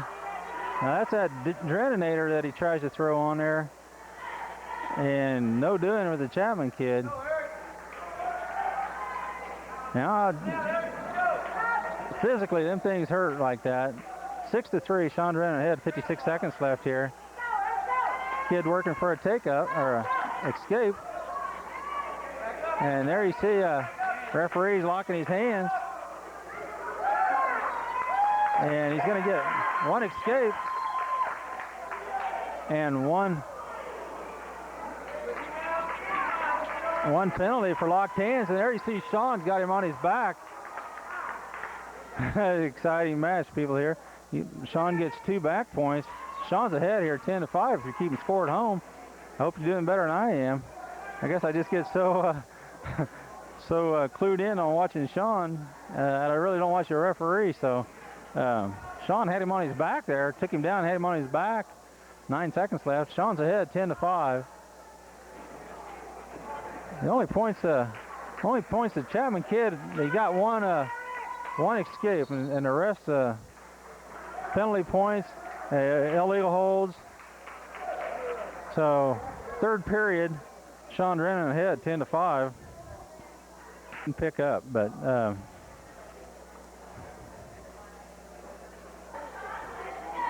okay, third period, Sean Drennan ahead, 10-5, and Sean trying to get a quick takeoff there. And he gets 2. Oh no, that was green this time. Both of them very intense wrestlers. And there we got green again. Caution. Now you only get 3 of those and you lose 1 point.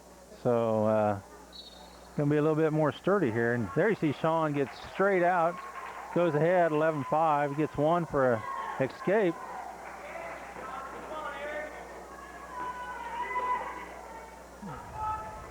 I think really the Chapman kid's very lucky to be in this because Sean had him right on his back.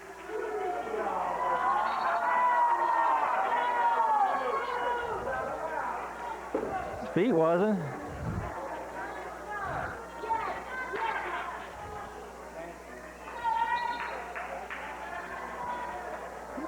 Well, that just makes Sean matter, so we'll see what Sean's got in store for this kid. Yeah, I'm pretty sure it's intensity. Goes ahead 13-5 there with his takedown, and he's going to put the kid on his back here. That's one thing about Sean. He just tears their will down, their will to wrestle. You know, it's all right to wrestle a kid who wants to wrestle, but Sean, he kind of wants to hurt people, and if he gets a chance, he will. And there you see a pin by Sean Drennan with a minute left here in the 3rd period. So, good match there by Sean Drennan and the Chapman kid. So that pretty much eliminates Chapman from even trying to catch up with us. So I'm pretty sure Minneapolis is going to be set here for this tournament.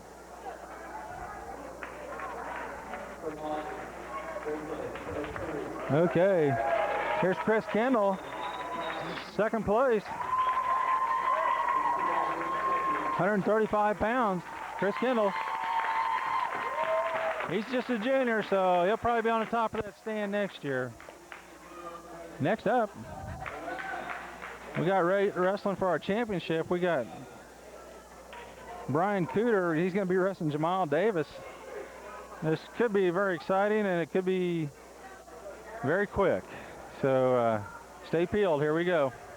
Okay, 145-pound Brian Cooter wrestling Jamal Davis. I can remember John Mile wrestling years ago. He was ranked in the nation, not just in the state, but in the nation as a wrestler. Had some attitude problems and got him checked out. Didn't make it to state last year. Couldn't get along with the coach. But this year he's trying to make a statement. I'm not really sure if he's a junior or a senior, but I believe he's a senior. Brian Cooter fighting Jamal off as they go out of bounds. Jamal ahead 2-0. Minute 20 left here in the 1st period.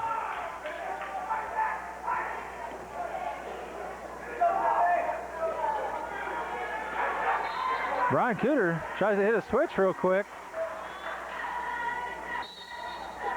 Excellent job here by Brian Cooter making it through to the championship bracket. I don't know as though anybody would have dreamt that he'd have made it, but we definitely know that Cooter has it in him. And it's awful good to see him here wrestling for 1st and 2nd here tonight. There you see Jamal cranking that over to Brian's back, and you see how he's got both hands tied up. And Jamal's got it pretty tight.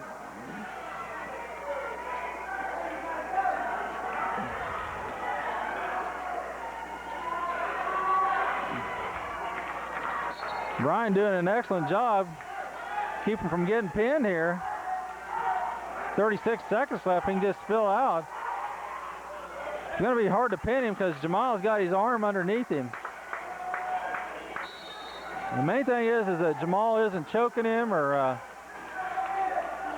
22 seconds. Brian doing a good job keeping him away.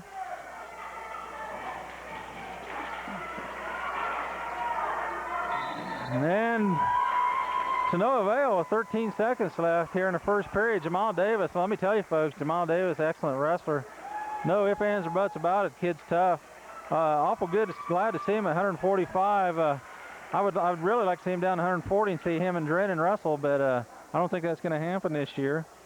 So we'll have to see next year because I'm pretty sure Jamal's just a junior too. So that was our 145-pound Brian Cooter finishing second place here at Minneapolis Invitational. 140-pound, our champion, Sean Drenham, coming up here to take his medal here at the medal stands at Minneapolis Invitational. Minneapolis points, team points, 181. Chapman, 139. And there's Sean Drennan taking his medal. Congratulations, Sean Drennan, 140-pound champion here. Okay, wrestling for third and fourth here, we got Jake Gowith. And he's going to be wrestling Marysville kid, Ben Gertler. Tough bracket here. I look across the room there, and I see a Chapman kid and Trigo kid. Both of them look like very good wrestlers. And I'm not sure which one of them beat Jake, but there you see Jake get in for a single and backs out of it right on the line there.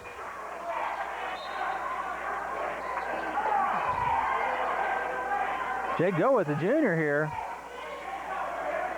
at 152 pounds. And there you see a warning by Green backing up. Jake Gowith keeping the pressure on. There the Marysville kid shoots in, and Jake counters it.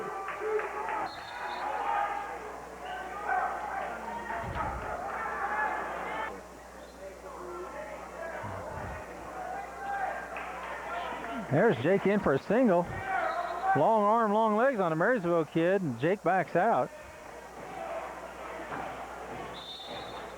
Working to that out of bounds line. 13 seconds left here. Need Jake to get in and get a takedown.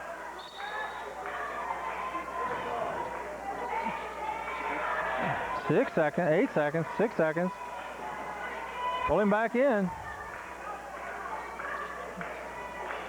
Looks like we'll go 0-0 here at the end of the first period at 152 pounds. Jake Gowith.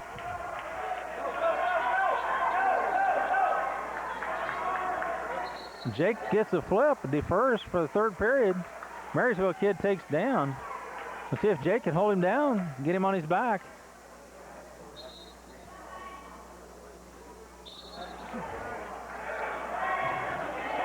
And he's working for a move to get him to his back here. The kid stands up. Jake gets his legs in between. He's got them legs tied up. Now he's working for a half, and it looks like he's going to turn the kid to his back here. And I'm pretty sure Jake's going to stick him here. There's a minute 44 left, the second period. And there you see Jake Gowith finishes in third here at 152 pounds at Minneapolis Invitational. Okay, there's our 145-pound Brian Cooter taking second place.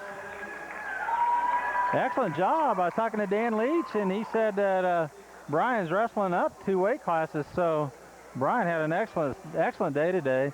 Actually, wrestling should be around 135 pounds, but there was an open there at 145, and Coach asked Brian if he wanted to do it, and he said sure, and there you see it. Brian ends up taking second for Minneapolis and giving them team points, so excellent job, Brian Cooter. Okay, 160 pounds, Jared Mary, wrestling a kid from St. John's Military. Patrick Johnson, 160 pounds here, wrestling for third and fourth.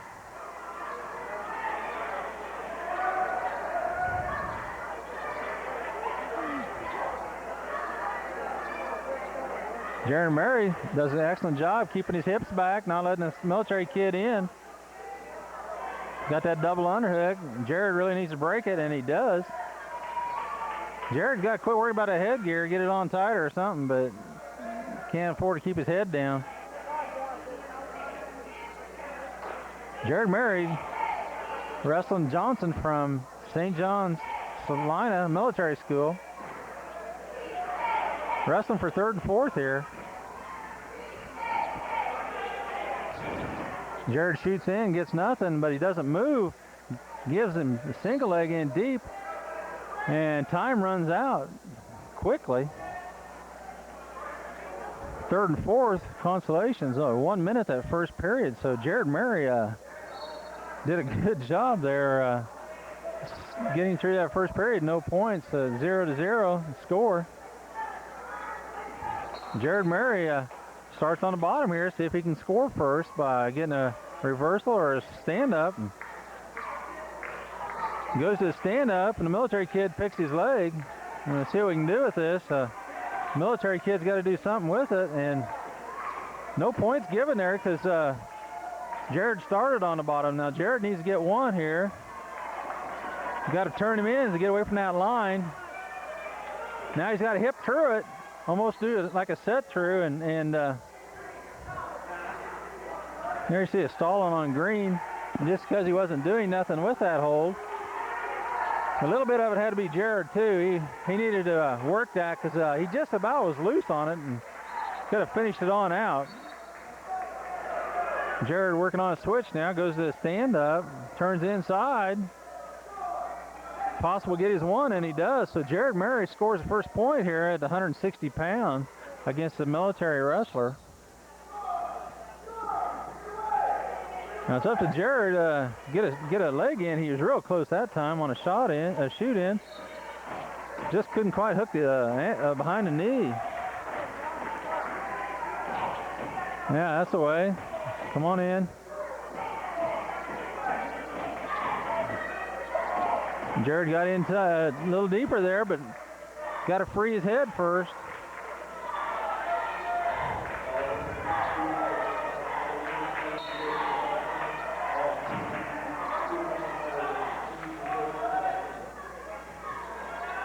This is 0-1. Jared Murray ahead here. Second period just about over. No score up top. Looks like Jared probably needs to work on some takedown moves. And there you see him get in for a single. He needs to squeeze that tight, not give up. And he does. Keeps circling with the wrestler. So 17 seconds here. Jared just cannot give it up. He's got to hold on to that leg and not give up any points. And he's doing good here. He just needs to keep it tucked in. 9 seconds. Doesn't want to give up the 2 here. Now he needs to get it tighter and bring him on up. Oh no, he's got...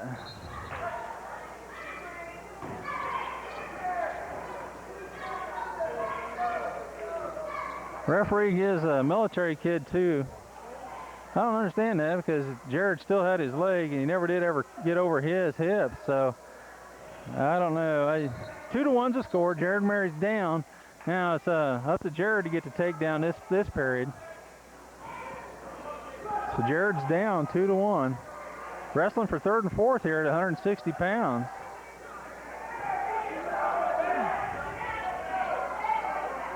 When that military kid turns his side like that, Jared's got to sweep down, pick his ankle.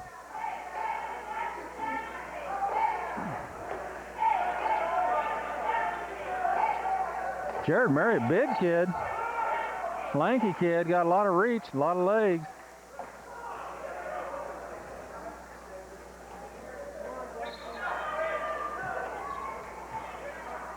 Military kid shoots in.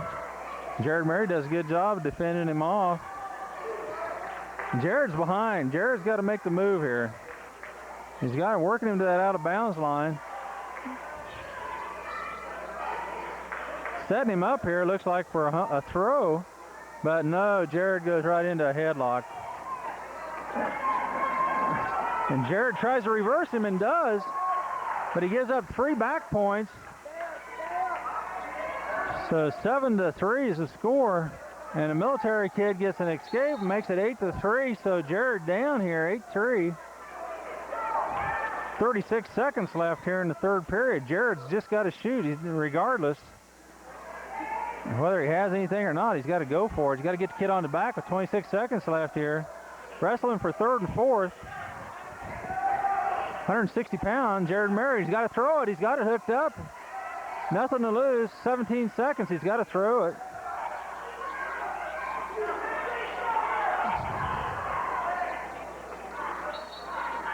Six seconds left. Working on the out of bounds line.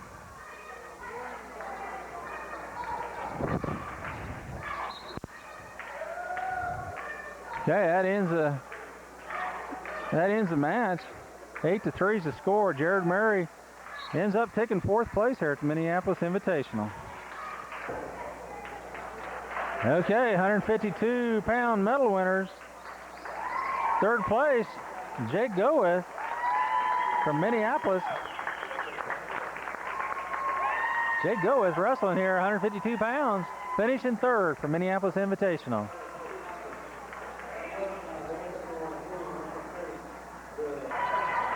£171, Minneapolis, Seth Atwell. Kind of in a predicament early, just wasn't ready when he walked on the mat.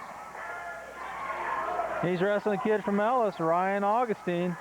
Augustine kids are tough, know the name well, seen him wrestle many times. Older brothers and cousins. 171 pound here, wrestling for third and fourth. Seth Atwell wrestling Ryan Augustine. Seth down 2-0 now.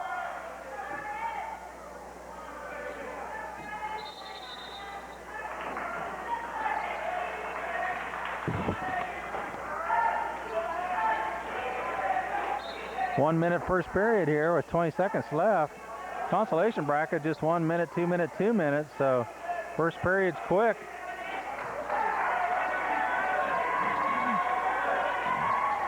Ellis kid turns Seth to his back quickly and ends up pinning him with 5 seconds left here in the first period. Seth Atwell finishes fourth here. Okay, 160 pound weight class, fourth place. And Jared Murray receives his medal. Well, I think he does. So Minneapolis, Jared Murray finishes fourth here at the Minneapolis Invitational. 189 pounds here. Jeff Mortimer almost looked like they got the same sequence on, so try to keep you posted here. Jeff's got black knee pads, and the Russell kid, Dinkle, has blue knee pads. So this is for first and second here. They met last, no they didn't. I was going to say they met last week, but they didn't. Jeff got beat by Oviatt, which Jeff returned a favor and beat him this Minneapolis Invitational. So Jeff wrestling for first and second against a kid who's ranked first in the state, Jesse Dinkle from Russell. Also, they'll be paired up for all league in the league match. Now, I know the Dinkle kid not a bad wrestler. When Troy was a senior, he was a sophomore. Troy stuck him every time. Good wrestler. He's grown up a lot, got a lot more experience under his belt. And you see Jeff right there doing a good job staying away from him. He needs to back away from him. Don't not tie up with him. The Dinkle kid just doesn't shoot that much, so likes to work up top. Jeff doing a good job keeping him off balance there, and it's good movement by Jeff, moving up and down. And Jeff Mortimer wrestling excellent here today. Wrestling here for first and second. This is 189 pounds. There you see Jeff sweeps in. Needs to pull him back here, and if he doesn't, that's the best thing to do. Best thing for Jeff to do. He was so close, he just about had it, but right on that line there, you sure don't want to give anything up. Jeff Mortimer, 23 seconds left here. See him move his elevation. It makes it hard for that other guy to shoot, and you already see Dinkle shooting. He did a terrible job shooting. That's why I say he doesn't really like to shoot. He just kind of was trying to get Jeff caught in something. 12 seconds left here, first period. Looks like it's going to go 0-0, hopefully, and we'll see who can score on the bottom. So good match here with Jeff Mortimer. Tries to get in, almost got that sweep again. If I was Jeff, I'm not coaching him, but if I was Jeff and I got my deal, I'd go both up and I'd do that sweep again because he's close to getting it, awful close. But Dinkle gets a choice and he defers. I'm sorry, Jeff got the flip, so he defers. So maybe we'll see that in the third period, see if Jeff goes both up. We'll just see how if Jeff can get him on his back. And if he does, I'd almost guess he'd go both up. But we'll see if Jeff can hold him here. Like I say, the Dinkle kid's ranked first in the state. And there he hits a switch, and Jeff stays right on his tail. He gives up the one, though. Makes the score 1-0. Jesse Dinkle ahead. Now we'll see if Jeff can get that takedown now. That's about the quickest I've seen Jeff go down for that sweep.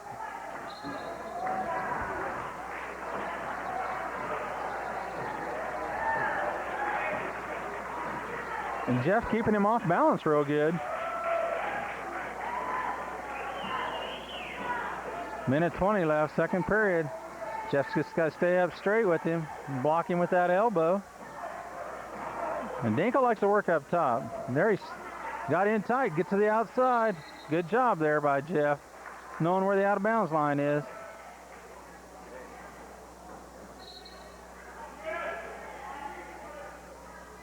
One to nothing. Jeff Mortimer's down here. Second period, 1 minute left.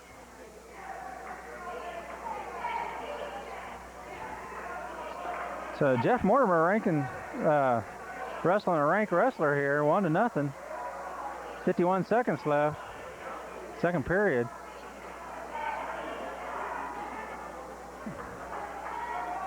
And Jeff's just got to watch his weight here so he don't get head snapped. And there you see Jeff come in and get a single leg. Excellent job. Pulls him back in. And Jeff's going to try to go for 2 here. Got 28 seconds left here. He's got to do something with it. Probably the best thing he could have done is push him out of bounds there. Jeff knows he's close. He's just got to be able to finish that. 25 seconds left here, second period. Jeff Mortimer down 1 to nothing. And Jeff knows he's got to get in and get a takedown. He's going to be starting probably down in the next period. And Dinkle will probably let him have 1, but not 2. So this could be a 1-to-1 down to the wire. There you see Jeff go in and get that single sweep again. Just didn't quite finish it. He needs to come on out to the side there a little bit and pick that on up. 6.8 seconds left. Dinkle, the state champ or the state seeded wrestler, not shooting. And like I said earlier, he will not probably ever shoot. So here we go to third period, 1 to nothing. Excellent match here by Jeff Mortimer. And Jeff, I seen Jeff motion to coach. He goes both up, and coach goes, no, you got to go down, which is right. I totally agree. Jeff's got to shoot for 1 point here, and if he can get himself free, tie this match up, nothing he'd like to have better than get a switch and go ahead 2-1. So Jeff's working on getting his hips out here. He's got the arm. He's going to come up standing up, and I'm pretty sure Dinkle will let him go. Well, I was wrong. Dinkle's trying to ride him out, basically is what he's doing. Goes over in a cross cradle and just rolls Jeff through. If Jeff could have caught him there as he rolled through, Jeff would have definitely been on top on that one, but Jeff just not quick enough to catch him there. Jeff has got to get out. Jeff cannot afford to stay on the bottom and wrestle with this kid. Like I said, the Dinkle kid likes to be on top here. He's got several pinning combinations, so Jeff has got to work on a stand-up switch to tie this match up. It's 1 to nothing is all. And there you see Jeff hits a switch real quick. And he's got to get his hips away from him. There you go. Dinkle just let him go. 1:13 left, third period, 1-1. Excellent match there by Jeff Mortimer, wrestling the state-ranked #1 kid in the state, Jesse Dinkle from Russell. So now it's all going to come down to who wants to get the takedown, either out or overtime. And they've changed the overtime rules this year, so we'll see what happens here. 1-1, 50 seconds left. Jeff definitely has the advantage. Jeff has been in a couple times deep on Jesse Dinkle, just never finished it, but he's got the advantage because Dinkle's never been closed. And you see him go out of bounds there with 38 seconds left. Big match here by Jeff Mortimer. 38 seconds left, third period, 1-1. Jeff, I really feel like he's in control here. He's gotten in deep a couple times. You never like to see these go to overtime. They switch the overtime rules. And there you see him, he got in on that single. He's got to get out of bounds. He's got to come on out of bounds, and that's the best thing for Jeff. He's just got to finish it. He is so close. He's got to come on around. When he hooks that leg, he's got to come on around. 16 seconds of it. He's just got to be sure. He's got to kind of play defense here. Don't let Dinkle shoot, and he didn't, but Dinkle's not going to shoot. There's just no way. But he'll counter. 4 seconds left. Looks like we're going to go to overtime if we don't get a throw here. And that's what it is, overtime. Right away. Hey, you see the Dinkle kid, he needs an inhaler, which I totally disagree in, but it's a stall tactic. But what that means to me is he's out of wind, and this could be in Jeff's best interest here. Big match here. Jeff Mortimer wrestling the #1 seeded kid in the state, Jesse Dinkle, both up. 1 minute period, first round. Jeff's got to keep his elevation, keep switching his elevation. See how Jeff blocks with that elbow. He keeps him from shooting in on him. Excellent job there. More than likely, folks, it'll go to the second period here. There, Jeff just about had him. He's tied up. He's got to work out of bounds. Excellent job by Jeff Mortimer. Got in deep. Just couldn't quite get it. And Dinkle shoots back in, but to no avail for Dinkle. I think Dinkle's just tiptoeing around out there, hoping that he can win this, and Jeff does something dumb, and that's just what Jeff did. That's just what Jeff did.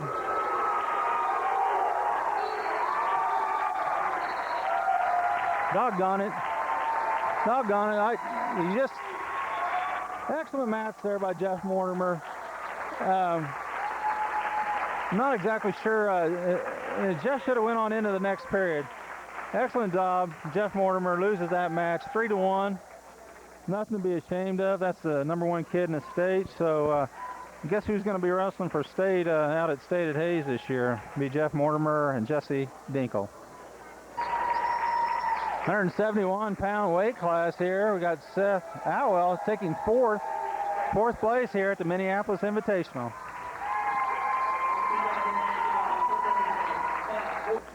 $215, third and fourth.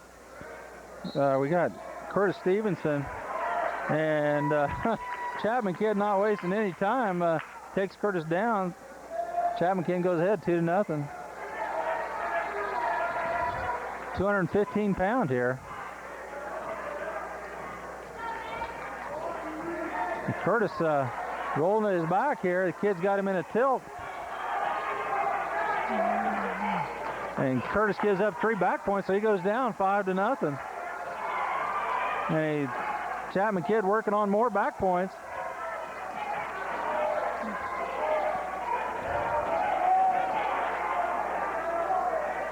Curtis got to build his base here. 16 seconds left here, first period. And not looking good for Curtis here. Now with 3 seconds left, first period, Curtis Chapman wrestling an animal from Chapman. Curtis ends up taking 4th place here at the Minneapolis. Okay, 189-pounders. We got Jeff Mortimer placing 2nd there. You saw that in the overtime match. It's Jeff Mortimer taking 2nd place. So you may see those 3 right there at State, may be standing the same way. So we'll just have to wait and see. Next up, we're going to have Curtis Stevenson placing 4th here at the Minneapolis tournament. Before we do that, I'll just run down kind of what happened here today. Coach Giles and his coaching staff took 11 wrestlers into the semifinals and the championship, and 3 of them wrestled for 3rd and 4th. Yeah, 3 of them wrestled for 3rd and 4th, and 8 of them wrestled for 1st and 2nd. I'll just tell you how they ended up. Trevor Abel ended up 2nd. Cole Chapman at 119 finished 1st. Trevor Lambert at 125 finished 1st. Nick Johnson at 130 finished 1st. And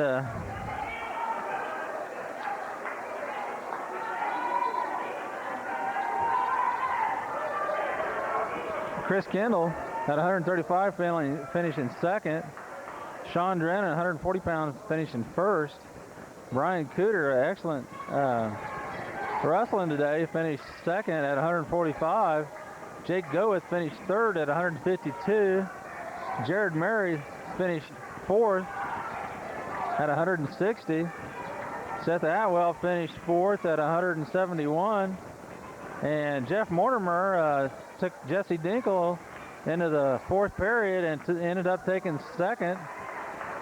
For 4th at 215 pounds, Curtis Stevenson placed 4th. And looking at the points there, you see the 9 teams and Minneapolis on top there with 192 team points here in the Minneapolis Invitational. Closest next one is a 4A school at 139. Waukene, Marysville, Osborne, Larned, Southeast, Ellis, Russell, Lyons, and St. John's Military as they finish out the Minneapolis Invitational. We want to thank all who helped support the Channel 37, and we want to thank Galaxy for putting this on, and we be with you the next wrestling tournament. Goodbye for now.